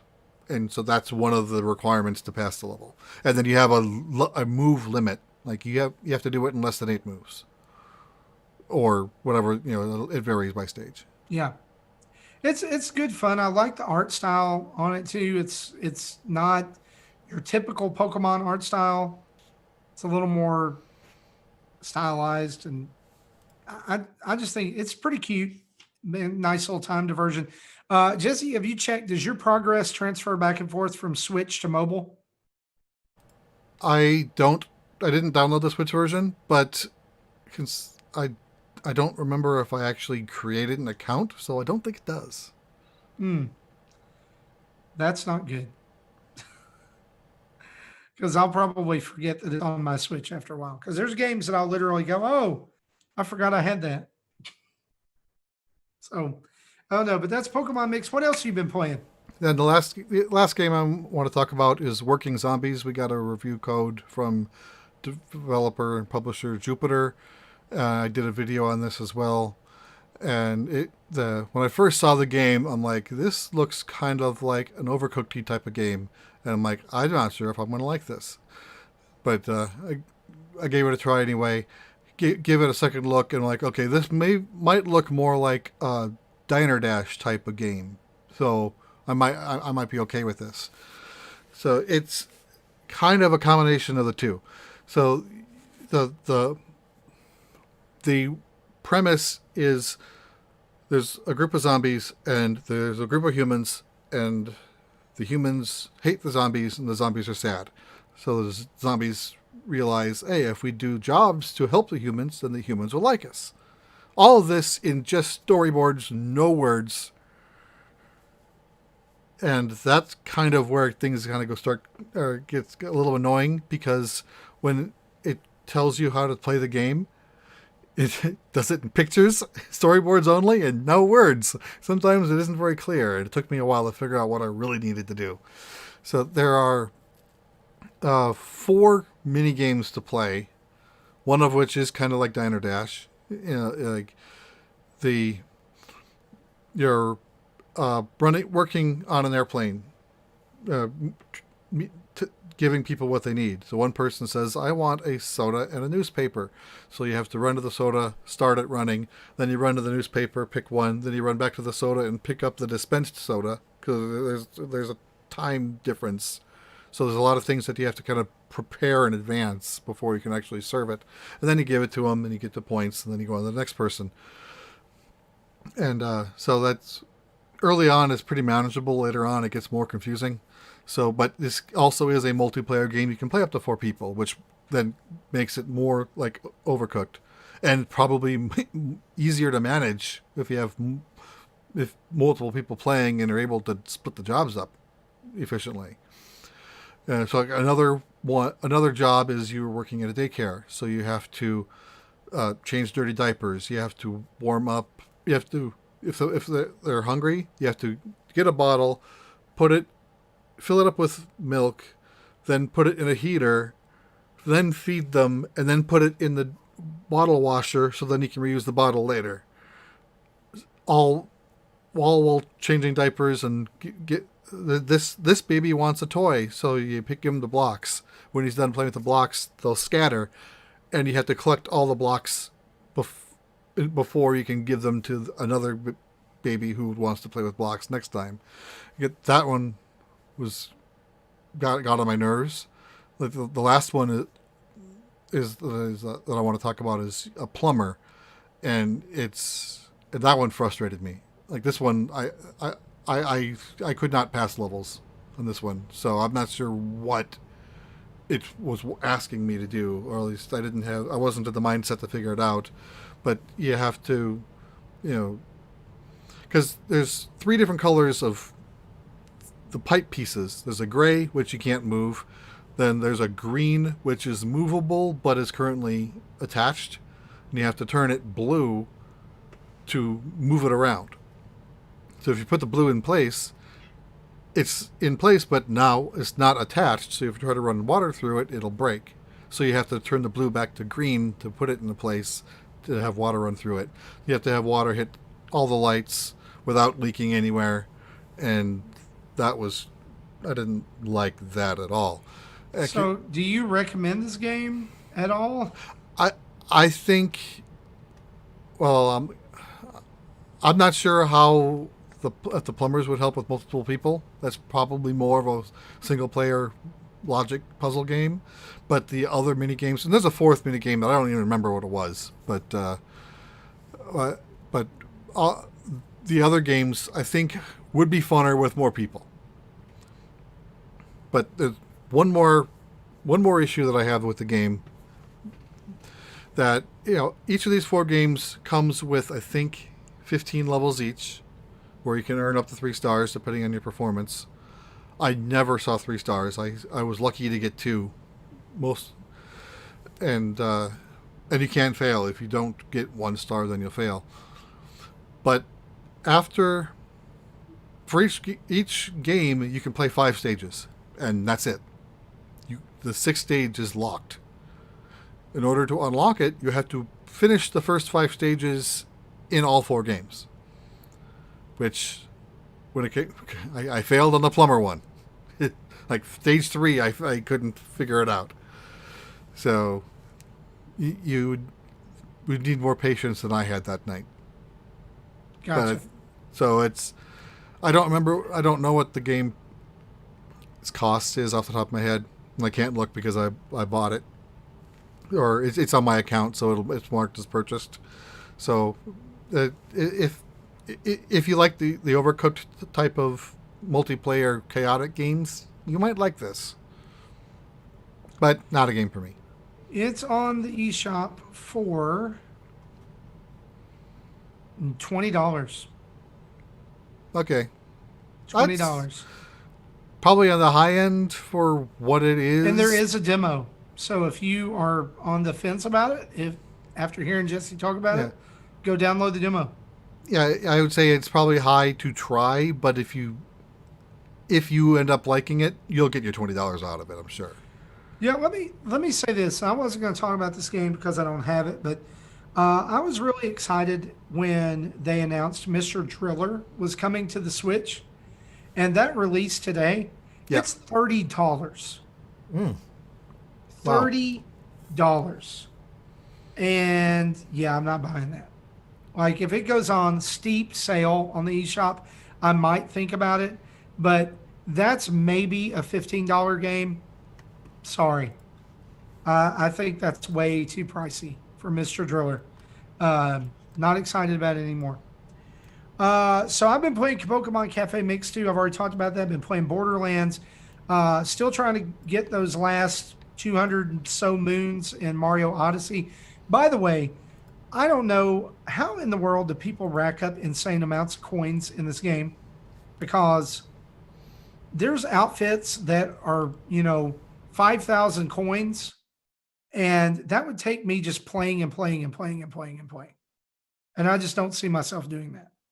So I know there was one mini game in one of the stages where that's probably the best coin to time ratio you can get. it was the Donkey Kong thing, wasn't it? Like where No, it was more in the. I think it was in the Japanese area. It's just a running path, and there's a crap ton of coins. Like you get like okay. I don't know, a few hundred coins. I'm gonna have to research that because like I want all the costumes, I want 100% the game, but they're not making it easy at all. Eric's saying it's in Bowser's Castle. Bowser's Castle. So which okay. Yeah. Here's what I do want to do. I want to talk about a game that we previewed on our Twitch and YouTube live stream today, and that is Ninjala, which has been highly anticipated. Came out yesterday. The servers turned on last night about 9 p.m. And this game, y'all, it's like Splatoon and Power Stone had a baby.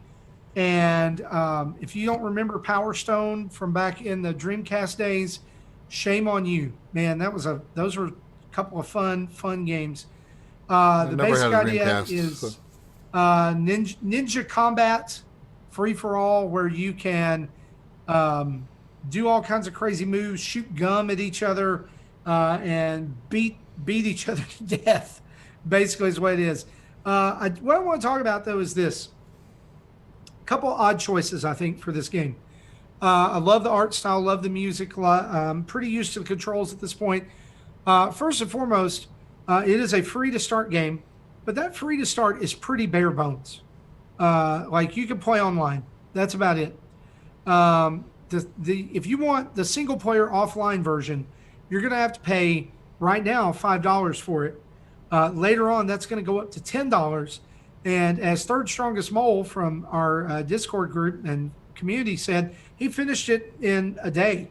He paid $5 and finished it today. So there's not too much content. And eventually thinking that these chapters for the game are probably going to clock in at $10 each. I fully believe that this is going to end up being a $65 game by the time it's over. Wow. On top of that, here's where the crazy stuff starts.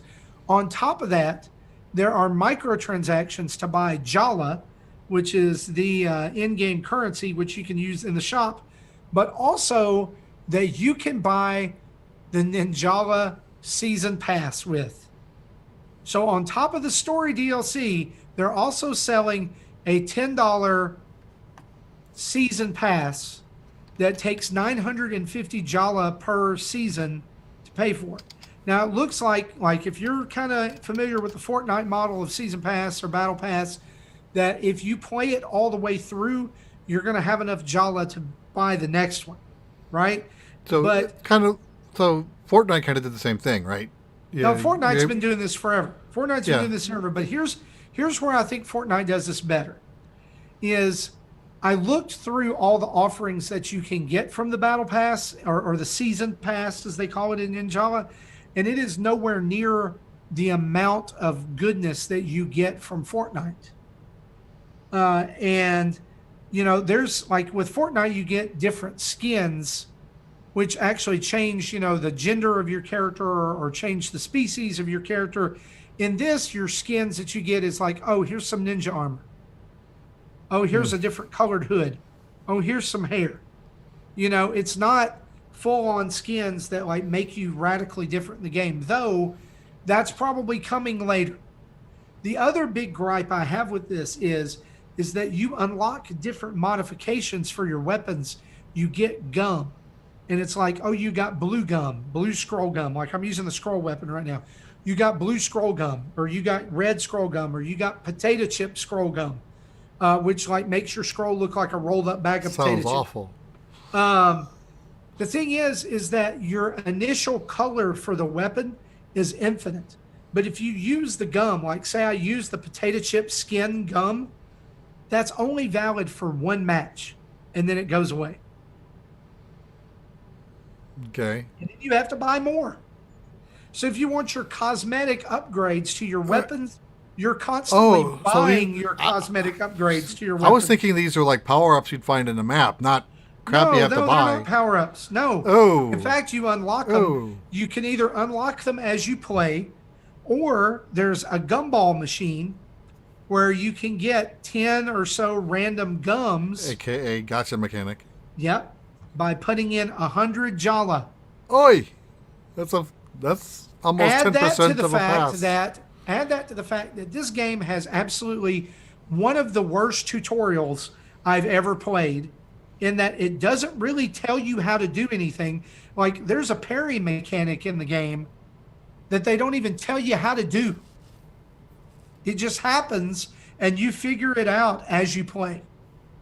There's different weapons. There's no tutorials on how to use the weapons or how to use the, like, in Splatoon, you can go in and you can like try out the different weapons and see their features and see their special attack. Nothing like that here.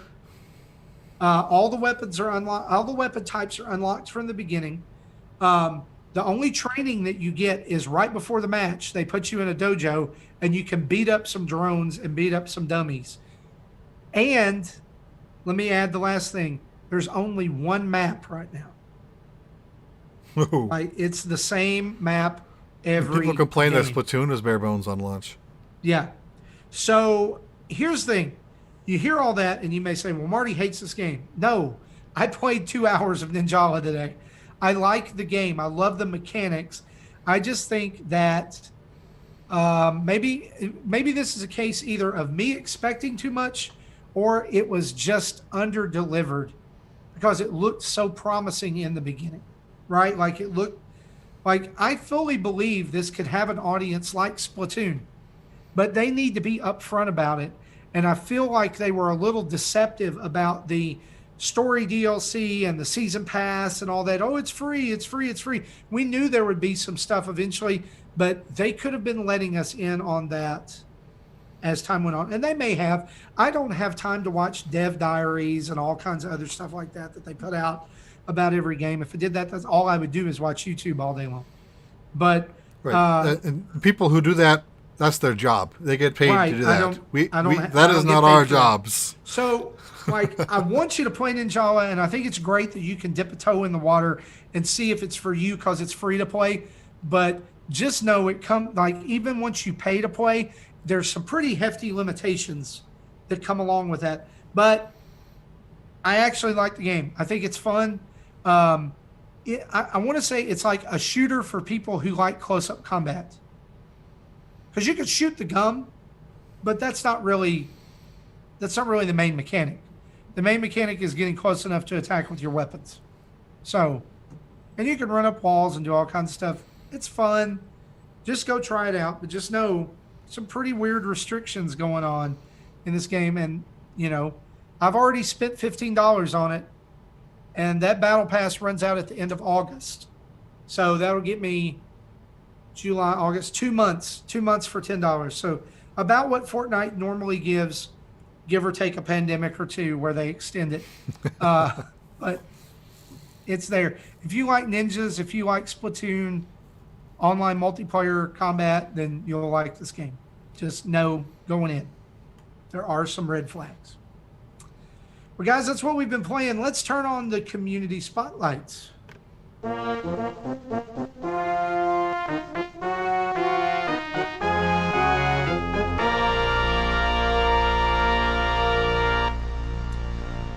We got a couple of emails and some comments over on our show topics poll on Patreon that we're going to get to. The first one comes from Mechadragon 101. He said, this time with a parenting question to ask you dads.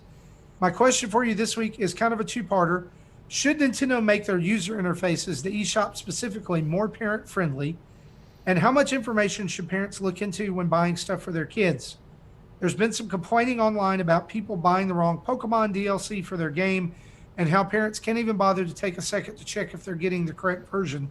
People are blaming Game Freak for something that's just more on the lines of human error. People in my mentions just say that parents just see Pokemon and blindly buy. But in my opinion, that's just being a bad parent if you don't even know what you're getting your child. I hope that question makes sense, dads, and I'm looking forward to your podcast soon. And to Marty, how dare he speak badly about Mr. Crash Bandicoot? And I think Crash 4 will be Game of the Year this year. By the way, I think this would be a fun time to talk about because I think Mechadragon's online and he's watching us right now. I bought the wrong Pokemon DLC. Oof. So yeah, the DLC situation on this game sucks, and it's stupid. And I got roasted online on the Nintendo Voice Chat podcast forums on Facebook the other week for merely suggesting that Pokemon doesn't need two versions anymore. And I'll say it here, and I believe that there is absolutely no reason for Pokemon to continue to have two versions, as well as two versions of DLC that is roughly 5 to 6 hours long. Stop it. It sucks. Get some help. Now, thankfully for me, Nintendo is refunding me my money. But the only reason, I think it's pretty crappy that the only reason Nintendo is not refunding you your money or is refunding people their money is because there was such immense pressure and outcry about this. Yeah, their original stance was they weren't going to. Yeah. So here's my solution to this. Don't make DLC purchasable alone in situations like this in the eShop. Make people go through the game to get it. Or it's less money for them because the whole point of this is if you have both games and you want the DLC to both, you got to buy it both. But if they had one set of DLC that was compatible with both games, then and they can do that. Then definitely you can do that, but of course they're cutting into the sales a little bit because now I only have to buy one package to have access to both. I will say, but at least there's no confusion there. This DLC is probably the slimiest Nintendo has been on DLC since they started doing it. I'm just going to say it. I feel like they've done pretty good up to this point. But having two separate DLCs for two separate versions of the game, that's just wrong. I like having the DLC instead of a third game where you have to buy a full price game and then they have to start over again. But yeah, they definitely, I think they handled it wrong. But let me address the actual question that was answered. Nintendo absolutely needs to update their user interface. Absolutely. The 3 years in, the eShop is hot garbage and needs to be taken care of. They need to prominently feature good games and not Bouncy Bob or Math with Elves or whatever else crap. Magical Girl Biking Arcade that came out. Whatever game is on sale for 2 cents. Yeah, that make categories and, I guess confirm purchases. I don't know that here's the thing. Honestly, in this situation, I don't know that an updated user interface would help. In my case, I was simply scrolling through the eShop and I saw Pokemon DLC and bought it. And the thing is that the Sword DLC and the Shield DLC, when it was featured, was not right next to each other. So I just saw one box for Pokemon DLC and I bought it.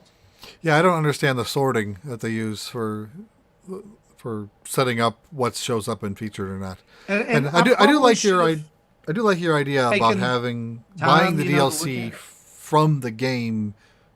That's pretty much how every DLC in Wii U worked. You could not just go to eShop and buy crap. You had to go through the game to go through the eShop. I think that in this case, that's probably the best thing to do, so it directs them the Switch recognizes you're in Pokemon Shield. I'm directing you to the Pokemon Shield DLC. Right. And that's a way that they could get around it there. I do believe it. Like, I've talked about this on the show before. Like, we have to take parental responsibility. Like, I get it. But Nintendo also needs to understand that people make mistakes. And when you make a confusing DLC system, you're setting people up to make mistakes. And then just simply turning your nose up and going, no, I'm not giving you a refund because you're stupid. You should have read. That's not customer friendly. I agree with that. So, yeah, I can see both sides. You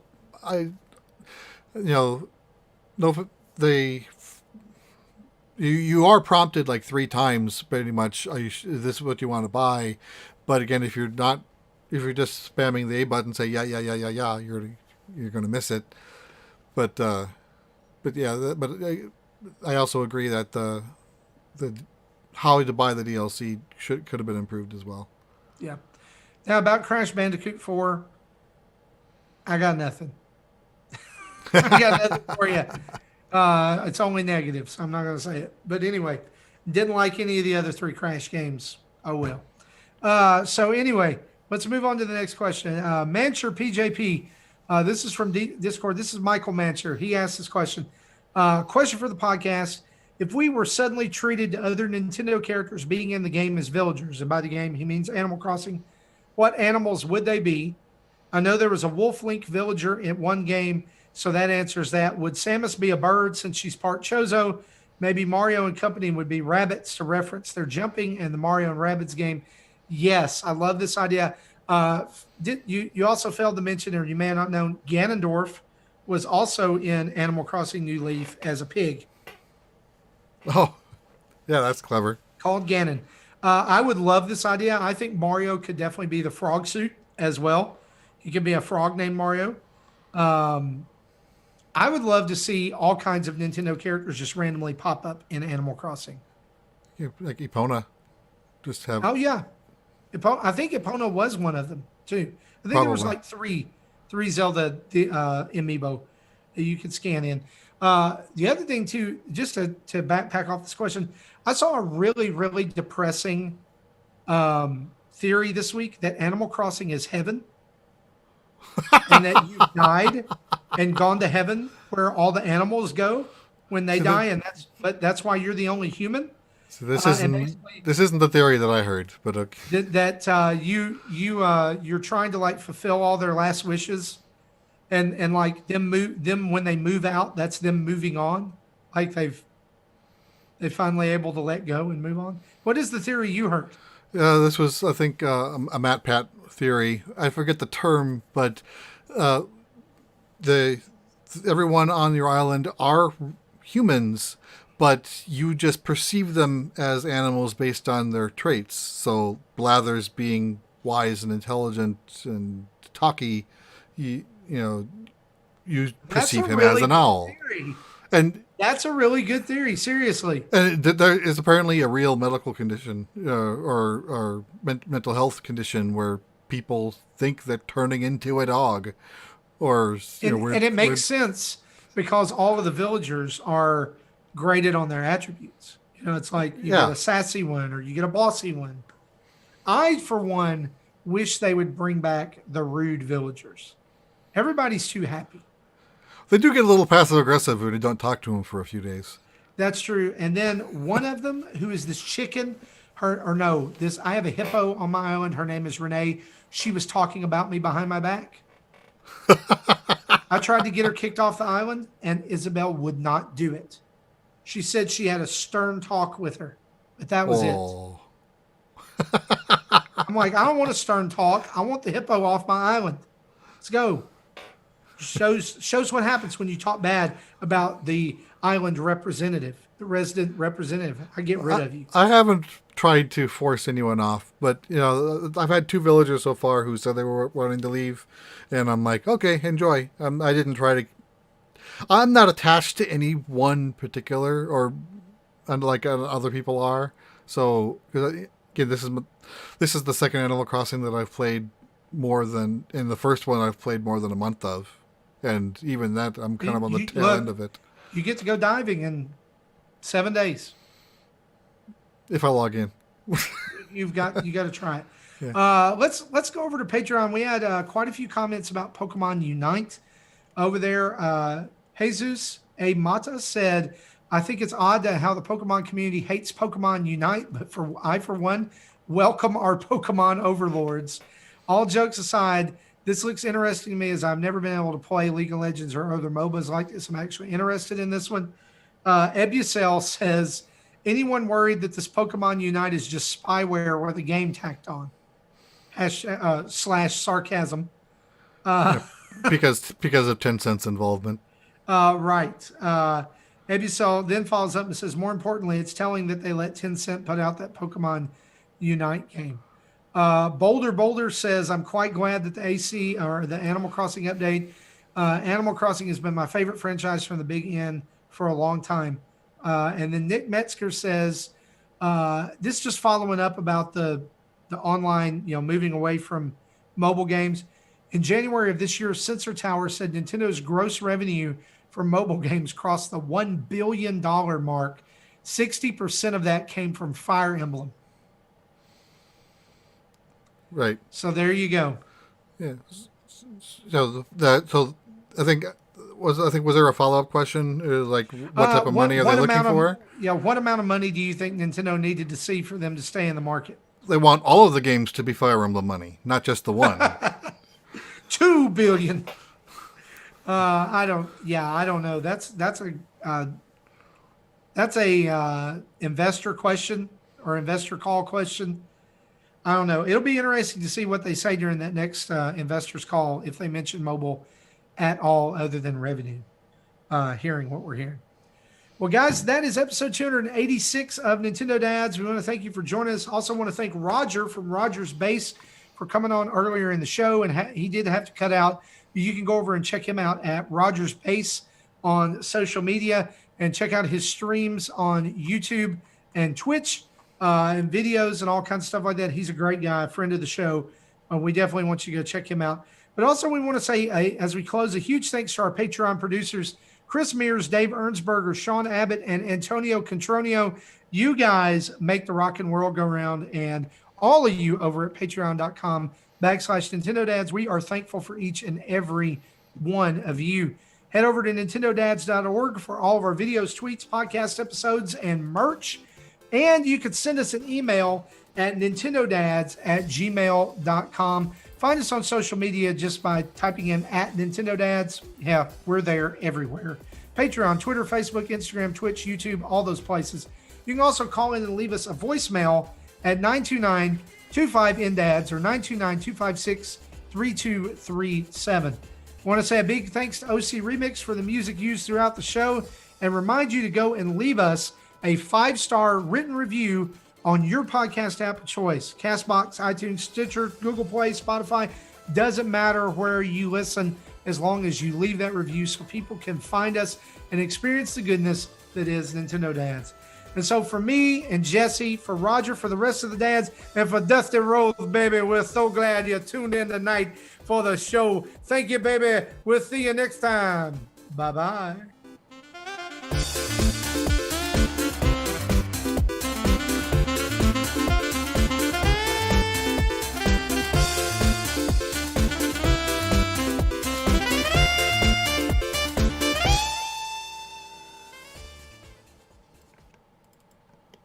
Thank you for listening to Nintendo Dads. Maple syrup mousse.